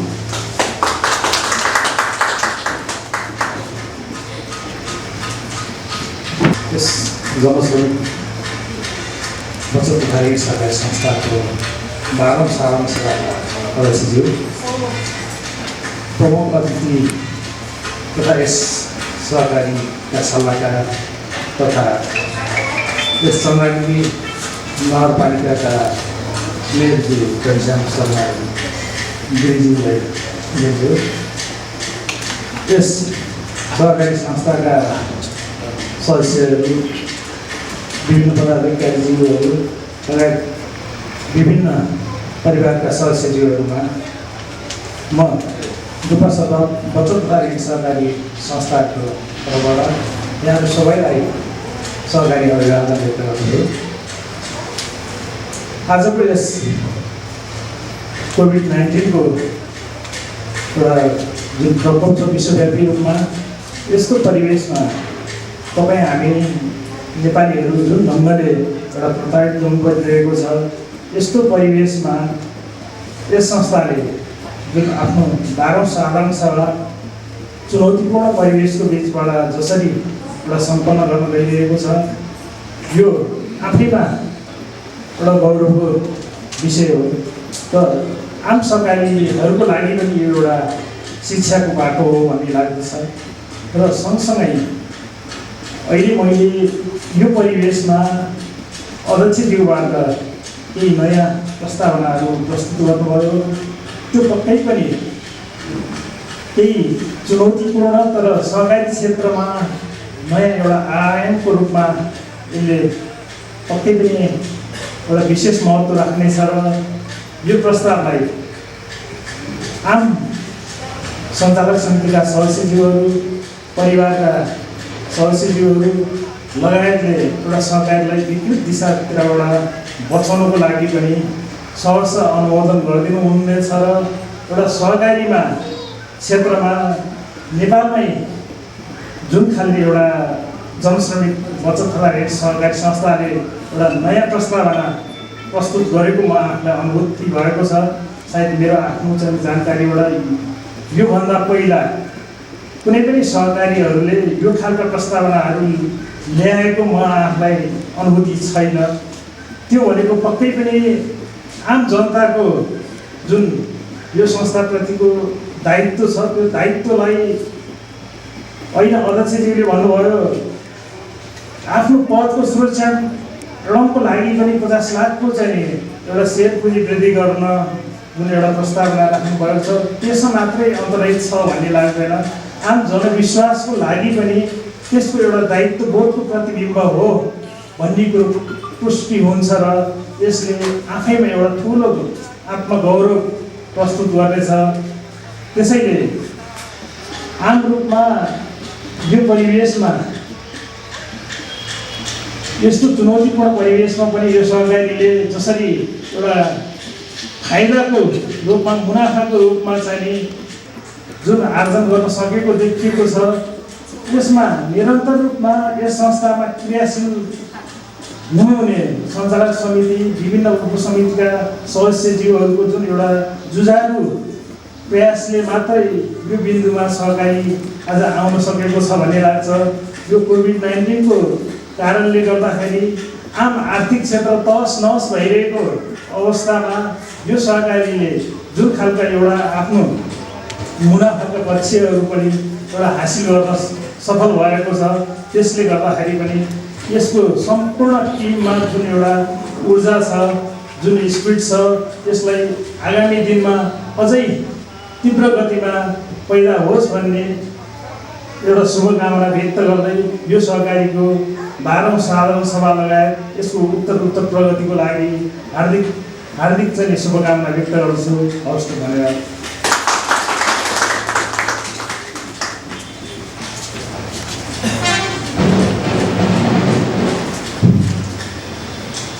सहकारी दुनियाँमा धेरै यस्ता खबरहरू सुन्नमा आइरहेका छन्। फलाना थलको फलाना नामको सहकारी जनताको पैसा खाएर कता भाग्यो न सञ्चालक छ, न अफिसर, न केही पनि छैन। फलाना ठाउँको फलाना नामको सहकारी पनि यसरी जनताको पैसा यति करोड, यति लाख, यति अरब रुपियाँ चाहिँ लुटेर कहाँ भागे अतो कहीँ छैन। यी सहकारी जगतमा हामीले चाहिँ बेला बेलामा सुन्न पाइरहेका छौँ, सुन्ने गरेका छौँ। यस्ता समाचारहरूलाई, यस्ता किसिमका चाहिँ अवस्थाहरूलाई चिर्नको लागि जनताहरूमा, बचतकर्ताहरूमा, सदस्यहरूमा संस्थाप्रति एउटा दरिलो विश्वास विकास गराउनको लागि हाम्रो अध्यक्षज्यूले जुन प्रस्ताव ल्याउनु भएको छ, त्यसलाई यदि हामीले कानुनी पक्षमा परिणत गर्न सक्यौँ भनेदेखि यस्ता प्रश्नहरू, यस्ता अविश्वासका कुराहरू कडा रूपले चाहिँ खण्डन हुन्छ भन्ने कुरामा हामी प्राय सदस्यहरू यसमा कन्भिन्स भइसकेका छौँ, यसमा सहमत भइसकेका छौँ। आजको यस जनश्रमिक सहकारीको 12औं साधारण सभामा आसन ग्रहण गर्नुभएका सभाध्यक्षज्यू, त्यसै गरी प्रमुख अतिथि हाम्रा नगर प्रमुख घनश्याम गिरिज्यू र संस्थाका सम्पूर्ण सञ्चालक समितिका सदस्यज्यूहरू र अन्य सहकारी संस्थाबाट पाल्नुभएका सदस्यज्यूहरू र सम्पूर्ण सेयर सदस्यज्यूहरूमा म न्यानो अभिवादन टक्राउन चाहन्छु। आजको यस 12औं साधारण सभामा यसरी शुभकामना आदान प्रदान गर्नलाई मलाई पनि निम्ति लिएर यहाँ बोलाउनु भएकोमा मलाई धेरै धन्यवाद दिन चाहन्छु। साँच्चै नै मलाई पनि यस संस्थाको हरेक गतिविधिहरू असाध्यै मन परेको कारणले म यस सहकारीमा आफै पनि एउटा सेयर सदस्यको रूपमा छु। विगत 1 वर्षदेखि म चाहिँ यस सहकारीमा आबद्ध भएको हो र मैले थुप्रै धेरै सहकारी संस्थाहरू देखेँ जहाँ चाहिँ बचत तथा ऋण सहकारी संस्था भनेर नाम त लेखिएको हुन्छ र त्यस सहकारी संस्थाले चाहिँ बचत र ऋणको मात्रै कारोबार गरिरहेको मैले देखिरहेको छु। तर यस जनश्रमिक सहकारी संस्थाले चाहिँ विभिन्न यस संस्थाका सेयर सदस्यहरूलाई स्वास्थ्य सम्बन्धी परामर्श, त्यसै गरी विभिन्न रोजगार सम्बन्धी परामर्श, त्यसै गरी महिलाहरूलाई पनि सचेतनाका कार्यक्रमहरू ल्याएर अनि सेयर सदस्यहरूलाई चाहिँ बढीभन्दा बढी संलग्न गरेको चाहिँ मैले पाएँ र आगामी दिनहरूमा पनि यसरी नै यस सहकारी संस्था चाहिँ फलोस्, फुलोस्, वृद्धि होस् र यस चन्दागिरी नगरपालिकाभित्रकै एकदम उत्कृष्ट सहकारीमा नाम आओस् भनेर चाहिँ म शुभकामना व्यक्त गर्न चाहन्छु। गिरिज्यूलाई आफ्नो सार्वजनिक कुरासहित यो सभालाई शुभकामना मन्तव्यको लागि अनुरोध गर्न चाहन्छु।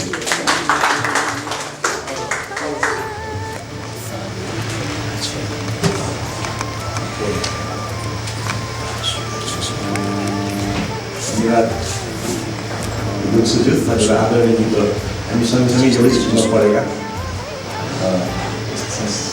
सहकारीकाको सदस्य आदरणीय श्रेष्ठज्यू, जनश्रमिक तथा ऋण सहकारी संस्थाको यो 12औं वार्षिक साधारण सभाका सभाध्यक्षज्यू तथा यस संस्थाका अध्यक्ष मेरो आदरणीय मित्र ज्योतिरथ मामातीज्यू, त्यस्तै गरी हाम्रा सचिवज्यू आदरणीय मित्र प्रसन्न सुवालज्यू, प्रधानजी हाम्रो राजमान सचिवज्यू, त्यस्तै गरी हाम्रा मेरो बहिनी हुनुहुन्छ सुमित्रा देवी सञ्चालकज्यू हुनुहुन्छ, त्यस्तै हाम्रो अधिवाधिका नामकै उहाँ पनि सञ्चालकज्यू हुनुहुन्छ, त्यस्तै गरी अब सपना परिवार नगरपालिकाको नगरसभाका सदस्य हुनुहुन्छ, उहाँ हजुर संस्थामा पनि आबद्ध हुनुहुन्छ। त्यसपछि राजमा रहेका अन्य विभिन्न समितिमा रहेका पदाधिकारीज्यूहरू र विभिन्न सहकारीबाट पाल्नुभएका पदाधिकारीज्यूहरू र पछि सम्पूर्ण सदस्य महानुभावहरू र त्यसै महानुभावमा कार्यक्रमबाट हार्दिक नमस्कार। र यहाँ अहिले म सल्लाहकार पनि रहेको हुँदा मेरो आफ्नै परिवारमा पनि तपाईँलाई हार्दिक नमस्कार। अत्यन्त खुसी लागेको छ। आजभन्दा 12 वर्ष अघि लगभग 27-28 वर्ष लाग्छ मलाई भेला भएर हामी आफ्नो साथीहरू भेला भएर यही नजिकै घरमा चाहिँ बसेर एउटा कोठामा बसेर एउटा सहकारी स्थापना गरौँ भनेर सुरु गरेको जुन अभियानलाई आज 12 वर्षको अभियान, खास गरी एक युग एउटा पार गर्दाखेरि मोतीरत्नज्यू माथीज्यूको चाहिँ एउटा नेतृत्वमा जुन सरकारले यस्तो ठुलो फड्को मारेको छ, एउटा यता ठुलो छलाङ मारेको छ, अहिलेको नयाँ भाषामा भन्नुपर्दा यो चाहिँ अत्यन्त मलाई आफैले गर्व लाग्यो। किन मलाई राजनीतिले भन्नुभयो म पनि एउटा सहकारी कर्मी थिएँ सानो र त्यति बेला आफै गरेका अनुभवहरूलाई म यहाँ ल्याएर सेयर गर्थेँ, हामी सेयर गर्थ्यौँ, एकअर्कामा सेयर गर्थ्यौँ र व्यक्तिगत सञ्चालकज्यूहरू ल्याएर नोडल अध्यक्षज्यूहरू ल्याएर यहाँ त्यस बारेमा छलफल पनि गराएको थिएँ मैले। र त्यो तपाईँलाई बोल्ने सहकारी संस्थामा जुन म आबद्ध छु अहिले पनि छु त्यसमा, र त्यति बेला संस्थापक सदस्य छु त्यहाँ पनि, र मलाई पनि यहाँले संस्थापक एउटा सल्लाहकारको रूपमा जुन यहाँले अवस्था जोड्नु भएको छ, त्यो अवस्थासम्म यो अवस्थासम्म आइपुग्दाखेरि त्यति बेलाको अहिलेको अवस्थासम्म आइपुग्दाखेरि हाम्रो सहकारी संस्था बस्तालिम सहकारी संस्था जनश्रमिक बस्तालिम सहकारी संस्थाले जुन एउटा आफूलाई अत्यन्त अग्रगामी दिशामा यो समाजमा यो क्षेत्रमा र आफ्नो कार्यक्रममा उत्कृष्ट भूमिका जुन निर्वाह गरेको छ, यो अत्यन्त सराहनीय र अत्यन्त गर्व गर्ने लागेको छ। र म आफू पनि संलग्न रहेको यो सहकारीमा जुन नेतृत्वमा यो जुन टिमले जुन सहकारी अगाडि बढाएको छ, मलाई आफूलाई एकदमै गर्व लागेको छ। र यसले समाजमा एउटा उत्कृष्ट भूमिकाका साथ अगाडि जाने जुन एउटा प्रयास पनि गरेको छ, यो अत्यन्त उल्लेखनीय कार्य हो भन्ने मलाई लाग्छ। लामो समयदेखि हामीसँगै यो सङ्घर्षमा थियौँ राजनीतिक यात्रामा। त्यो राजनीतिक यात्रामा हिँड्दाखेरि मलाई यो ठाउँसम्म आइपुग्नको लागि उहाँले जुन मलाई सुझाव आजसम्म पनि दिनुभएको छ, काहीँ केही गर्नु पऱ्यो, त्यसो गर्नु पऱ्यो, अथवा तपाईँको यो काममा यसो सुधार गर्नु पऱ्यो, यो हुनु पऱ्यो भन्ने कुराको एउटा मेरो राजनीतिक सल्लाहकार पनि सुरुको अवस्थादेखि अहिलेसम्म जुन मलाई एउटा प्रेरणा दिनुभएको छ र मलाई आफ्नो यो सामाजिक कार्य गर्नको जुन प्रेरणा मलाई पनि मिलेको छ। सहकारी मात्र होइन कि एउटा एउटा आफ्नो उत्तरदायित्व निर्वाह गर्ने क्रममा पनि एउटा सही सल्लाह दिन सक्ने एउटा सही एउटा उदाहरणीय व्यक्तित्व पनि हुनुहुन्छ। म उहाँप्रति नगरपालिकाको तर्फबाट निकाय नगर प्रमुख तौर पनि म सम्मान गर्न चाहन्छु उहाँप्रति। र खास गरी यो दृष्टिकोणबाट अगाडि बढ्ने क्रममा धेरै सहजीकरण भएको छ मलाई पनि। नगरपालिकामा अहिले फरक ढङ्गले कार्यक्षेत्रमा रहँदाखेरि जो म शैक्षिक क्षेत्रमा थिएँ, शैक्षिक क्षेत्रमा पनि उहाँ मेरो विद्यालयको सञ्चालक समितिको सदस्य हुनुहुन्थ्यो धेरै लामो समयसम्म। उहाँको ठुलो योगदान थियो चुन्ने माध्यमिक विद्यालयमा। तर फेरि यो फरक हुनेमा आउँदाखेरि पनि उहाँले सही सल्लाह दिँदाखेरि नगरपालिकालाई अन्य गतिविधिहरूमा अगाडि बढ्न पनि धेरै सहजीकरण भएको छ र मैले धेरै प्रेरणा प्राप्त भएको छ। म त्यसप्रति पनि म व्यक्तिगत रूपमा पनि म उहाँप्रति आभार व्यक्त गर्न चाहन्छु र सम्पूर्ण टिममा जुन यो इज्जत साथ एउटा आफ्नो गर्व गर्न लायक खालको हिसाबबाट जुन जनसम्मिक अगाडि बढेको छ, यो अगाडि बढ्दाखेरि पनि आफूलाई अलि त्यति बेलाको अवस्थामा जति समय दिन फुर्सद नभए पनि समय दिन नसके तापनि हामी टेलिफोनमा कुरा गरेर अथवा छलफल गर्दाखेरि पनि छलफलबाट पनि हामी सहकारीको बारेमा सहकारीका कुराहरू अरू थप कुराहरू गरिरहेका हुन्छौँ।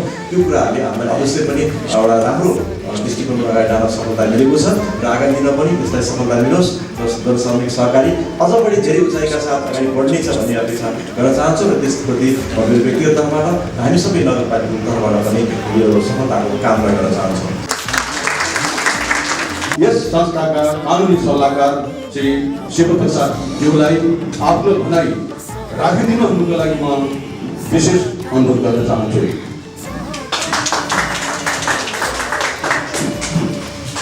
धन्यवाद उद्योग साथीहरू, यस सभाका अध्यक्षज्यू, प्रमुख अतिथिज्यू, यसमा आसीन व्यक्तित्वहरू र यस संस्थाका शिर सदस्य महानुभावहरू। यो संस्था आजभन्दा करिब 12 वर्ष अगाडि मेरै नेतृत्वमा दाजुहरूले भनेपछि मैले विधानहरू बनाएर चाहिँ जनश्रमिक नामक संस्था दर्ता गराएको थिएँ, जसमा अहिले मेयरज्यूले भनेअनुसार 27-28 जनाबाट हामीले सुरु गरेका हौँ। त्यसमा म पनि सुरुदेखि नै यस संस्थाको सदस्य छु र अब कानुनी रूपमा गर्नुपर्ने कर्तव्यहरू पुरा गरी यो संस्थाले चाहिँ आफ्नो जुन ऐन मेयरज्यूले भने जस्तो छलाङ मार्दै आइरहेको अवस्था छ र सदस्य महानुभावहरूलाई दिनुपर्ने सेवा सुविधाहरू दिएर मुनाफासित वितरण गर्न संस्था सक्षम रहेको छ, जसको श्रेय यस संस्थाका अध्यक्षज्यू श्री मोतीरत्न अमात्यज्यूलाई चाहिँ प्रमुख चाहिँ मानेको छु। मैले उहाँको निरन्तरता र नै यो संस्थालाई चाहिँ यो स्थितिमा पुर्याएको भन्ने लागेको छ मलाई। र अब त्यसै गरी अब यो सरकारको एउटा बहुत अप्ठ्यारो नीति आएको छ।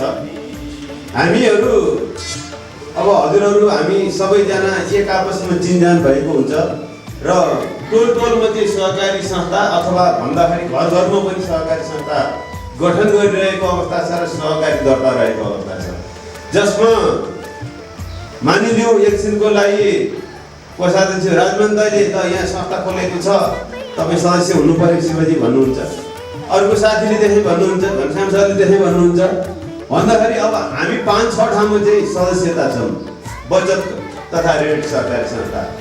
अब संस्थाको नेपाल सरकारको नियमअनुसार चाहिँ के गर्यो भन्नुहुन्छ भने एक सदस्य एक संस्था भनेपछि अब हाम्रो चाहिँ कुनैमा 1-1 लाखका दरले 5वटा रहेछ भने 5 लाख भयो उदाहरणको लागि। अब के गर्ने त अब एउटाको सदस्य लिग भन्छ। अब यो नीति बहुत अप्ठ्यारो छ। साथीभाइको हिसाबले हामी दर्तामा गएर चाहिँ सदस्य बनेका छौँ। अब फिर्ता लिन जाँदाखेरि त्यो संस्थाको स्थिति के हुने धाराशाही हुन्छ। अलि मजबुती संस्थाहरू त बलियो नै होला नि, पुरानो संस्थाहरू। नयाँ चाहिँ दर्ता भएका संस्थाहरूको हकमा के गर्ने र अब यो चाहिँ नगरपालिकाले पनि मेरो विचारमा चाहिँ अलि विशेष पहल गरिदिनुपर्छ कि भन्ने मलाई लाग्दैछ होइन, सोच दिनुपर्छ कि होइन। अब एउटा कार्यक्षेत्रभित्र एउटा संस्थाको को चाहिँ सदस्य हुने भनेपछि अब हामी त 20औं संस्थामा चाहिँ सदस्य छौँ। हाम्रो पैसा चाहिँ त्यो संस्थाले दिन सकेनन् कि नगरपालिकाले दिन्छ, नेपाल सरकारले दिन्छ। अब एकैचोटि दिउँ भन्यो भने के हुन्छ त भने संस्था धराशायी हुन्छ। त्यसको दायित्व कसले वहन गर्ने त्यो चाहिँ सोचनीय कुरा छ कि। त्यस कारणले गर्दा अब जुन अहिले अध्यक्षज्यूले ल्याउनु भएको प्रस्ताव छ त्यसलाई चाहिँ यसले पनि सपोर्ट गर्छ। किनभने अब मानिलिउँ यस संस्थाबाट 20 जना सदस्यहरू छोडेर जाँदैछन् उदाहरणको लागि, तर जाँदैनन् कुन चाहिँ राम्रो होइन। हाम्रो कोषाध्यक्षले भन्नुभएको थियो कि कसले भन्नुभएको थियो सुन कि पित्तल अथवा जलम लगाएको कुन हो भन्ने कुरा चाहिँ हामी सदस्य महानुभावहरूले चाहिँ पहिचान गर्नुपर्ने हुन्छ। त्यसकारण अब के अर्थमा चाहिँ यो सहयोगी हुनुपर्छ भन्ने कुरा चाहिँ म यहाँ निवेदन गर्न गइरहेको छु। जस्तो 50 लाखको सेयर चाहिँ एउटा सदस्य अथवा एउटा सञ्चालक समिति, एउटा लेखा समिति लगायतकाले चाहिँ हामी चाहिँ समितिमा बस्नेहरूले हालिदिउँ भने संस्थाको पुँजी मजबुती हुन्छ र अब त्यस्ता चाहिँ सेयर धनीहरू हामीबाट छुटेर जानु खोजेका हुन्छन्। तिनीहरूको पैसा पनि हाम्रो विड्र गर्न समस्या हुँदैन र हाम्रो पुँजी पनि लगानी भइरहेको हुन्छ, त्यसमा पनि कुनै असर गर्दैन। यो चाहिँ अति उत्तम चाहिँ यो प्रस्ताव हो। यसलाई चाहिँ हामी सबैले चाहिँ पारित गरिदिनुपर्छ भन्ने मेरो सुझाव छ। कोषाध्यक्ष श्री राजन श्रेष्ठजी, यस जनश्रमिक बचत तथा ऋण सहकारी संस्थाको 12औं साढे सभाको सभापति गर्नुभएको यसै संस्थाका अध्यक्ष श्री मच्यता पात्रेज्यू, प्रमुख अतिथि श्री घनश्याम गिरीज्यू, विभिन्न क्षेत्रबाट पाल्नुभएको अतिथिज्यूहरू, सचिवज्यू, कोषाध्यक्षज्यू लगायत अन्य सञ्चालक सदस्यज्यूहरू, विभिन्न समिति तथा उपसमितिका पदाधिकारीज्यूहरू लगायत सम्पूर्ण उपस्थित स्थिर सदस्य महानुभावहरूमा यस 12औं साढे सभाको उपवेशनमा यस लेखा सुब्रत समितिको तर्फबाट हार्दिक स्वागत तथा न्यानो अभिवादन व्यक्त गर्न चाहन्छु। सर्वप्रथम संस्थाको सकारात्मक पक्षहरू यहाँ समक्ष प्रस्तुत गर्न गइरहेको छु। बुदान नम्बर 1, यस संस्थाद्वारा विभिन्न प्रकारका रेमिटेन्स सेवाहरू उपलब्ध गराई सदस्यहरूले देशभित्रै र देश बाहिर जुनसुकै स्थानहरूबाट समेत सहज रूपमा रकम प्राप्त गर्न र पठाउन सकिने सुविधा व्यवस्था गरेको छ।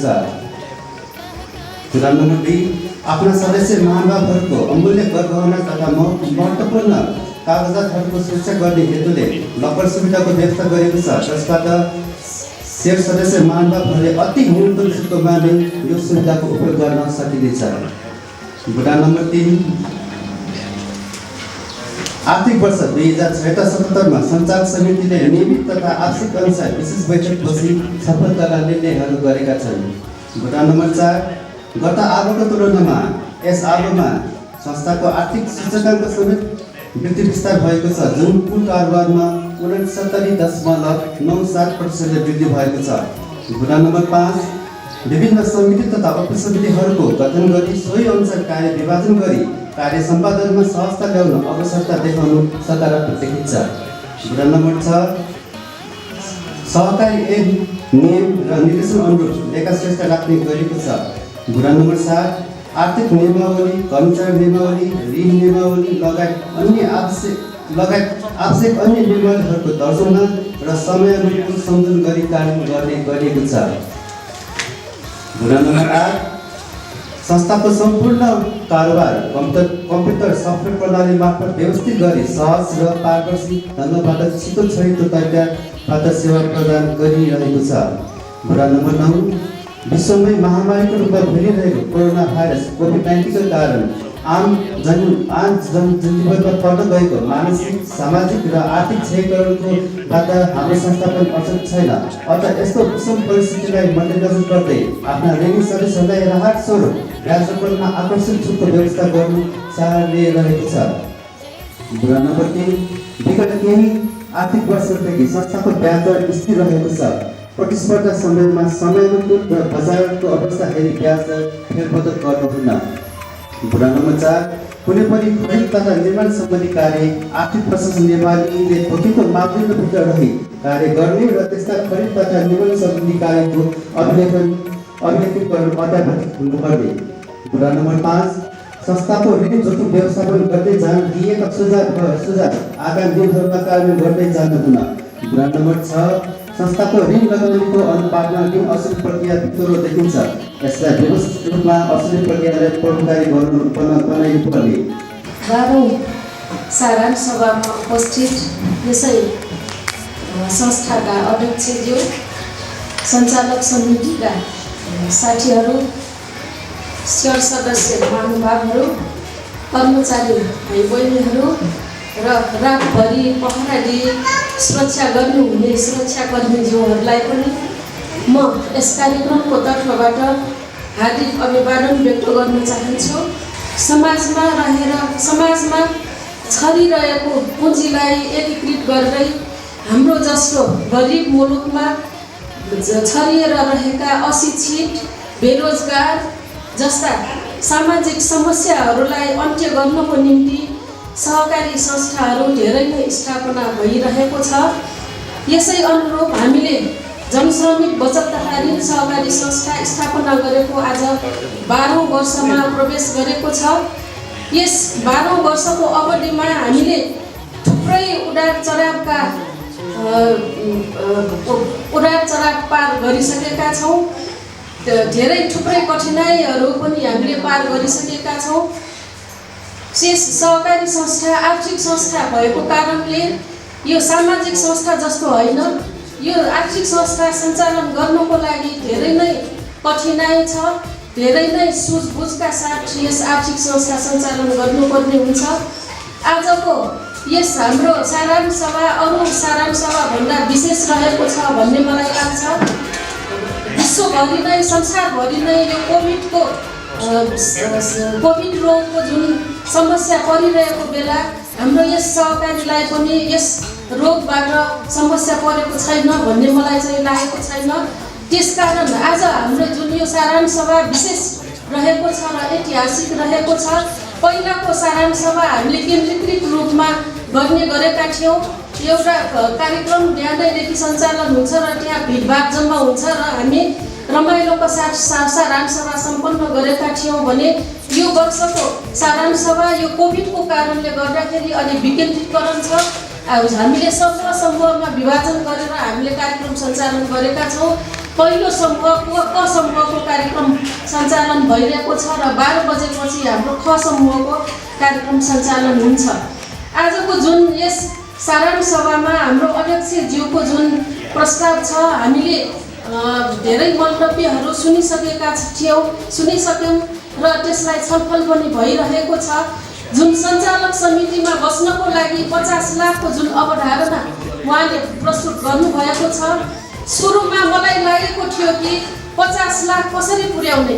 अब नेपाली उखान छ जुन खाउँ भने दिनभरिको शिकार, नखाउँ भने कान्छा बाउको अनुहार भन्ने हामीले उखान बेलामा प्रयोग गर्ने गरेका थियौँ। मलाई पनि त्यस्तै लागेको थियो र एकदम प्रसव पिँडामा छटपटाहट जस्तो भएको थियो र जुन फलामको चिउरा चपाउने भन्छौँ नि हामी, फलामको चिउरा चपाउने जस्तो नै भएको थियो। अब हामी जस्तो निम्न पुँजी भएका, निम्न आय स्रोत भएका जुन विशेष महिला वर्गहरूमा यो जुन 50 लाखको अवधारणा सञ्चालक समितिमा बस्नको लागि चाहिन्छ भन्ने जुन हाम्रो नियम प्रस्तुत भएको छ त्यसलाई कसरी अगाडि बढ्ने र भन्ने कुरामा म एकदमै चिन्तित भएका थियौँ। अब हाम्रो जस्तो पुरुष प्रधान समाज अहिले पनि निजी सम्पत्तिमा महिलाहरूको हक लागेको छैन। अझ पनि जुन यो आर्थिक कारोबारमा महिलाहरूको पहुँच पर नै छ। त्यही कारणले कसरी 50 लाख पुर्याएर म यो सञ्चालक समितिमा बस्न सकौँ भन्ने मलाई आफूमा नै ठुलो तर्क सिर्जना भएको थियो नै। कसरी कि म सहकारी छोडेर जानुपर्ने हुन्छ कि म सहकारीमै बस्नुपर्ने हुन्छ, मलाई एकदमै यो विषयमा चाहिँ बोलिरहेको थियो। तर जुन 50 लाखको अवधारणा पछिको चरणमा आएर हामीले धेरै स्ट्रगल गऱ्यौँ, हामीले धेरै छलफल गऱ्यौँ। म पनि यसमा सहमत भएको छु। जुन इच्छा भयो भने उपाय अनगिन्ती आउनु रहेछ। धेरै सदस्यहरूलाई जनश्रमिकले नेतृत्व गर्न सक्ने भन्ने जुन हाम्रो विश्वास छ। त्यही कारणले यो संस्थामा रहने सम्पूर्ण सदस्यहरूले आफूले गर्न सक्ने सहयोग गर्दै हामी अगाडि बढौँ भन्ने मलाई लाग्छ। अब हाम्रो अगाडि रहनु हुने नेतृत्व जुन मोर्ची दाइ हुनुहुन्छ, उहाँ बिरामी हुँदाखेरि पनि सहकारी, खुट्टा भाँच्दा पनि सहकारी, हिँड्न पनि सहकारी, राख्न पनि सहकारी। उहाँको वीरशीलताको कारणले मात्र यो सहकारी आज यो स्थानमा पुगेको छ र आगामी दिनहरूमा पनि यस्तै कुशल नेतृत्व प्रदान गरोस् र हामी उहाँको अनुसरणकर्ताको रूपमा हामी अगाडि बढ्दै 50 लाख मात्र होइन 50 करोड पनि बनाउन सकोस् भन्ने जुन म अपेक्षा गर्दै म बिदा हुनेछु। गरेछ धेरै फाइदा मुनाफा अहिले 12 वर्षको अवस्थामा यति छिटै यति माथि यत्रो ठुलो फड्को मारेको भने म धेरै सहकारीहरूमा सदस्य भएको र यसरी गएको अवस्था छ। गएको ठाउँमा मैले देखेको छु। म एकाउन्टको विद्यार्थी भयो, उनीहरूले पनि एकाउन्ट पढाउने हुनाले पनि मैले एनालाइसिस गर्छु। धेरै राम्रो गरेको हो यो जनसर्भिसले है। अब यसलाई तपाईँहरूले हामी साधारण सदस्यले कसरी फाइदा लिने त? फाइदा कसरी लिने त भन्दाखेरि हामीले यसबाट चाहिँ तपाईँहरूले कौशी तरकारी खेती गर्न सक्नुहुन्छ, बाख्रा पालन गर्न सक्नुहुन्छ, कुखुरा पालन गर्न सक्नुहुन्छ। यस्ता व्यवसायहरू गर्नुहोस्। त्यो व्यवसाय गर्दाखेरि कृषिलाई केही प्रतिशत कम ब्याज दरमा उहाँहरूले ऋण उपलब्ध गराउनु हुनेछ। अवश्य पनि त्यो माध्यमबाट पनि तपाईँहरूले लाभ लिन सक्नुहुन्छ। अब तपाईँहरूले ऋण लगानी गरेर उहाँहरूको परिचालन गरेर तपाईँहरू पनि लाभान्वित हुने र संस्था पनि लाभान्वित हुने। संस्था लाभान्वित भयो भने हामी सबै लाभान्वित हुन्छौँ। त्यस उत्तर प्रगतिको यसको अझै फरको उहाँहरूको आगामी योजना 778 को योजना अनुसार योजनामा उहाँले चाल्नु भएको कुराहरूलाई पुरा गर्नुहोस्। उत्तर प्रगति होस् यहाँहरूलाई भन्दै म यही थोरै कुरा राखेर बिदा हुन्छु। धन्यवाद। यस जनसङ्घिक साकोषका आदरणीय अध्यक्ष मुर्चेतना मातेदाई, यता सदस्य सचिव बसन्त सुवालजी, कार्यक्रम सञ्चालक एवं कोषाध्यक्ष राजमान दाई लगायत अन्य सञ्चालन समितिमा रहनुभएका आदरणीय शेरधनी महानुभावहरू, सँगसँगै आजको जुन यो सभामा पाल्नुभएका यस संस्थाका शेरधनी आदरणीय दाजुभाइहरूलाई सबैलाई चन्द्रागिरी नगरपालिकामा बनाइएको तर्फबाट यहाँहरूलाई नजिकै आइरहेको महान चाड विजयादशमी शुभ दीपावली नेपाल सम्वत 1141 हुन्छ होला पाएको हो। यसबाट अन्य विभिन्न चाडपर्वहरू हामी सँगसँगै आएर त्यसको उपलक्ष्यमा सबभन्दा पहिला तपाईँहरूको जीवन स्वस्थ रहोस्।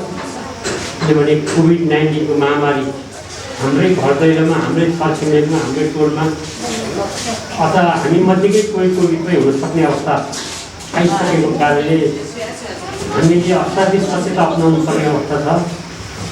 सँगसँगै हामीले अधिकतम समय हामी बाहिर निक्ल्नु पर्दाखेरि हामीले मास्कहरू प्रयोग गरी भिडभाड हुँदाखेरि सकिन्छ भने सानो एउटा सेनिटाइजर खल्तीमा हाल्ने।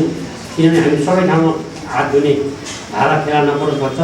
जस्तो अहिले हामी यहाँ आउँदाखेरि यहाँ तल हात धुने धारा व्यवस्था गरिदिएको सञ्चालन समितिले, त्यसको लागि धन्यवाद। यस्तो व्यवस्था सबै ठाउँ नहुन सक्छ, त्यस कारणले त्यसरी गर्ने र सँगसँगै हामीले अधिकतम समय भिडभाडमा हामी नरहने र विशेष गरी यो कोभिड-19बाट चाहिँ दृढ रोगीहरू जो हाम्रा आदरणीय ज्येष्ठ आमा बुवा दाजुभाइ हुनुहुन्छ उहाँहरूको लागि हामीले जोगाउनु पऱ्यो र सँगसँगै बालबालिका अनि बिचका हामीसँगका पिरियडका पनि अब पहिरोमा लागिरहेको अवस्था छ। हामीसँग पिरियडमा लाग्दा चाहिँ अलिकति बच्नै सक्ने सम्भावना, उपचारबाट निको हुन सक्ने सम्भावना धेरै देखिएको छ। त्यस कारणले यसको सतर्कता सबै अपनाउनु पर्छ र अहिले राष्ट्रले पनि त्यही भनिरहेको छ र आम विश्व आज यसको आकाङ्क्षा भयो। विश्वले त्यही ढङ्गले यसलाई चाहिँ प्रस्तुत गरिरहेको, विश्वले आज सबै राष्ट्र चाहिँ निकै सतर्कता अपनाएर कोभिडसँग लडिरहेको अवस्थामा हामी पनि त्यही ढङ्ग छौँ र अहिलेको नजिक आएका चाडपर्वहरूलाई पनि हामी अब हाम्रो आफ्नो आस्था, आफ्नो विश्वास, हाम्रो संस्कृति, हाम्रो परम्पराहरू हामी मान्ने चलन छ। यो चाडपर्व मान्दा पनि हामी त्यही ढङ्गले मानौँ र सँगसँगै अब यो जुन सहकारी संस्थाको 12औं सालसभा भइसकेको छ। अस्ति जस्तो लाग्छ हामी उचित भएर संस्था उद्घाटन गरेको पहिलो साधारण सभा आज 12औं भएछ र अब अहिलेको सहकारी ऐन 2074 व्यवस्था गरेको अब एकजना अब यो शेयर सदस्य एउटा शेयर सदस्य त्यस्तै खालको संस्था पनि बस्न नपाउने यो कानुन प्रावधानले पनि अब समस्या हामीमा पनि थपेको छ। म आफैलाई पनि त्यो समस्या परिरहेको म जानकारी गराउन चाहन्छु। किन म पनि 10 सालमा संस्थामा आबद्ध थिएँ। अब त्यो सबै छोड्नुपर्ने अवस्था आएको किन म आफै कानुनको पनि विद्यार्थी, त्यहाँमा पनि जनप्रतिनिधि, आफैले पनि हामी कानुन कार्यान्वयन गरेँ भने अझै कसरी कार्यान्वयन गर्ने हुन्छ। त्यो कारणले मैले पनि अब धेरै सहकार्य छोड्दैछु। यो मेरो बाध्यता परिरहेको छ कि यसमा चाहिँ अब यो दुःख लाग्छ। सँगै बसेका साथीहरू छोड्दाखेरि त्यसमा तर त्यो छैन। साधारण सदस्य नरहे पनि यस्तो कार्यक्रममा आउनलाई कुनै आपद हुँदैन। उस्तो बेला उहाँले सम्झिने भने फेरि आउने हामी बाधा प्रतिनिधि हामी रहनेछौँ। किनभने यो हामीले जन्माएको संस्था हामी सबैको बल बुझ्दै आज निकै नै ठुलो कारोबार झन्डै अब झन्डै साढे 2 करोड हाराहारीमा सेयर पुँजी सङ्कलन गर्न सफल भइसकेको आफ्नै भवन भएको संस्था जो चाहिँ एउटा सेयर सदस्यले गर्न लायक संस्था बन्दै गएको अवस्थामा अब जनश्रमिकको जति नै बखान जति नै तारिफ गरे पनि कमै हुन्छ। यो सबैको मेहनतको फल हो। आज 12 वर्ष अगाडि हामी सुरु गरेको संस्था अब 12 वर्षमा निकै नै धनी संस्था भइसकेको छ। संस्था जसरी धनी भयो अब तपाईँहरू पनि धनी हुनुपर्छ। अब किन संस्था धनी भइसक्यो। अब तपाईँहरूले संस्थाको अधिकतम मात्रामा लाभ लिएर तपाईँहरू धनी हुनुलाई तपाईँहरूले व्यवसाय गर्नु पऱ्यो, उद्योग गर्नु पऱ्यो। अथवा काहीँ तपाईँले भनौँ न केही अब खेतीपातीमा केही लगानी गर्ने हो कि अथवा उद्योग पसल व्यवसाय गर्ने हो कि अथवा के गर्ने, त्यसमा तपाईँले संस्थाबाट कर्जा लिएर त्यो तपाईँले सही सदुपयोग गरेर तपाईँले पनि धनी बन्नु पऱ्यो। ताकि तपाईँहरू धनी बनेको संस्था स्वतः आफै धनी हुन्छ। अहिले नि संस्थामा त धेरै धनी भएको देखिएको छ। त्यस कारणले अबको दिनमा आफ्ना सेयर सदस्यलाई कसरी धनी बनाउन सकिन्छ त्यो खालको पनि संस्थाले त्यो खालको योजना ल्याउनुपर्छ।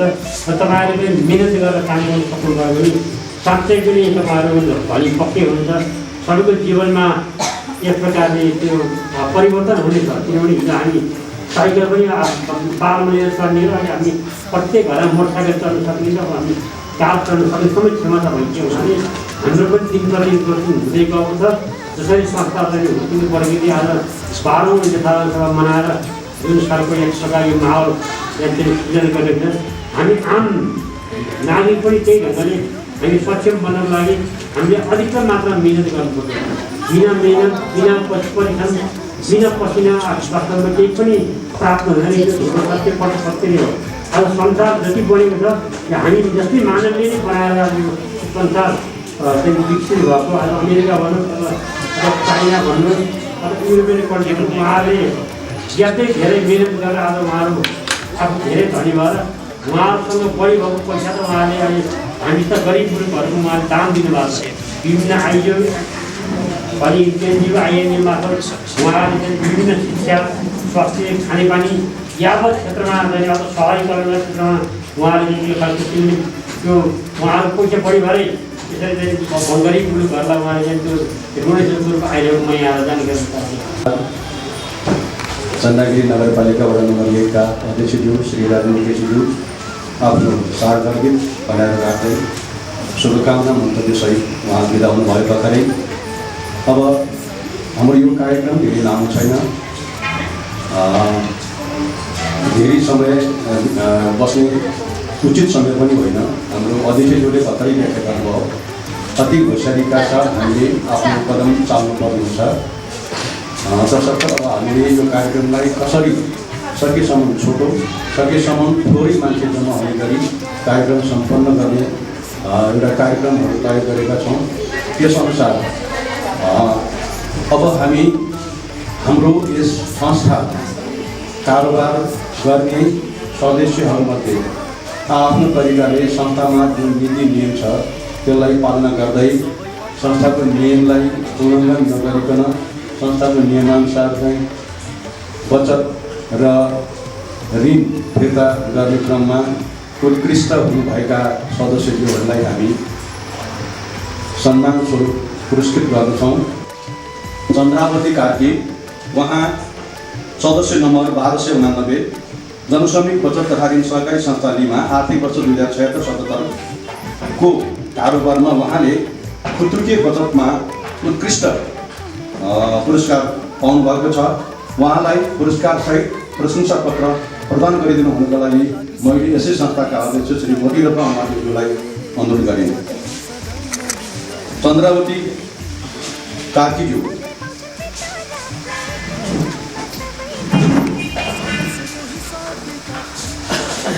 उहाँ पुत्रकीय बचतमा उत्कृष्ट।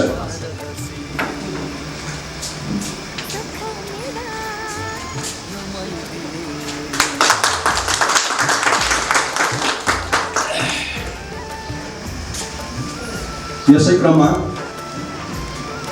अब हाम्रा बाल बचतकर्ता हुनुहुन्छ अमिता बस्नेत। उहाँले आर्थिक वर्ष 2077 को बाल बचतमा उत्कृष्ट हुनुभएकोले 2000 नगद पुरस्कार सहित प्रशंसा पत्रले उहाँको अभिभावकलाई हामीले यो प्रशंसा पत्र प्रदान गर्न गइरहेका छौँ। तालीले स्वागत गर्न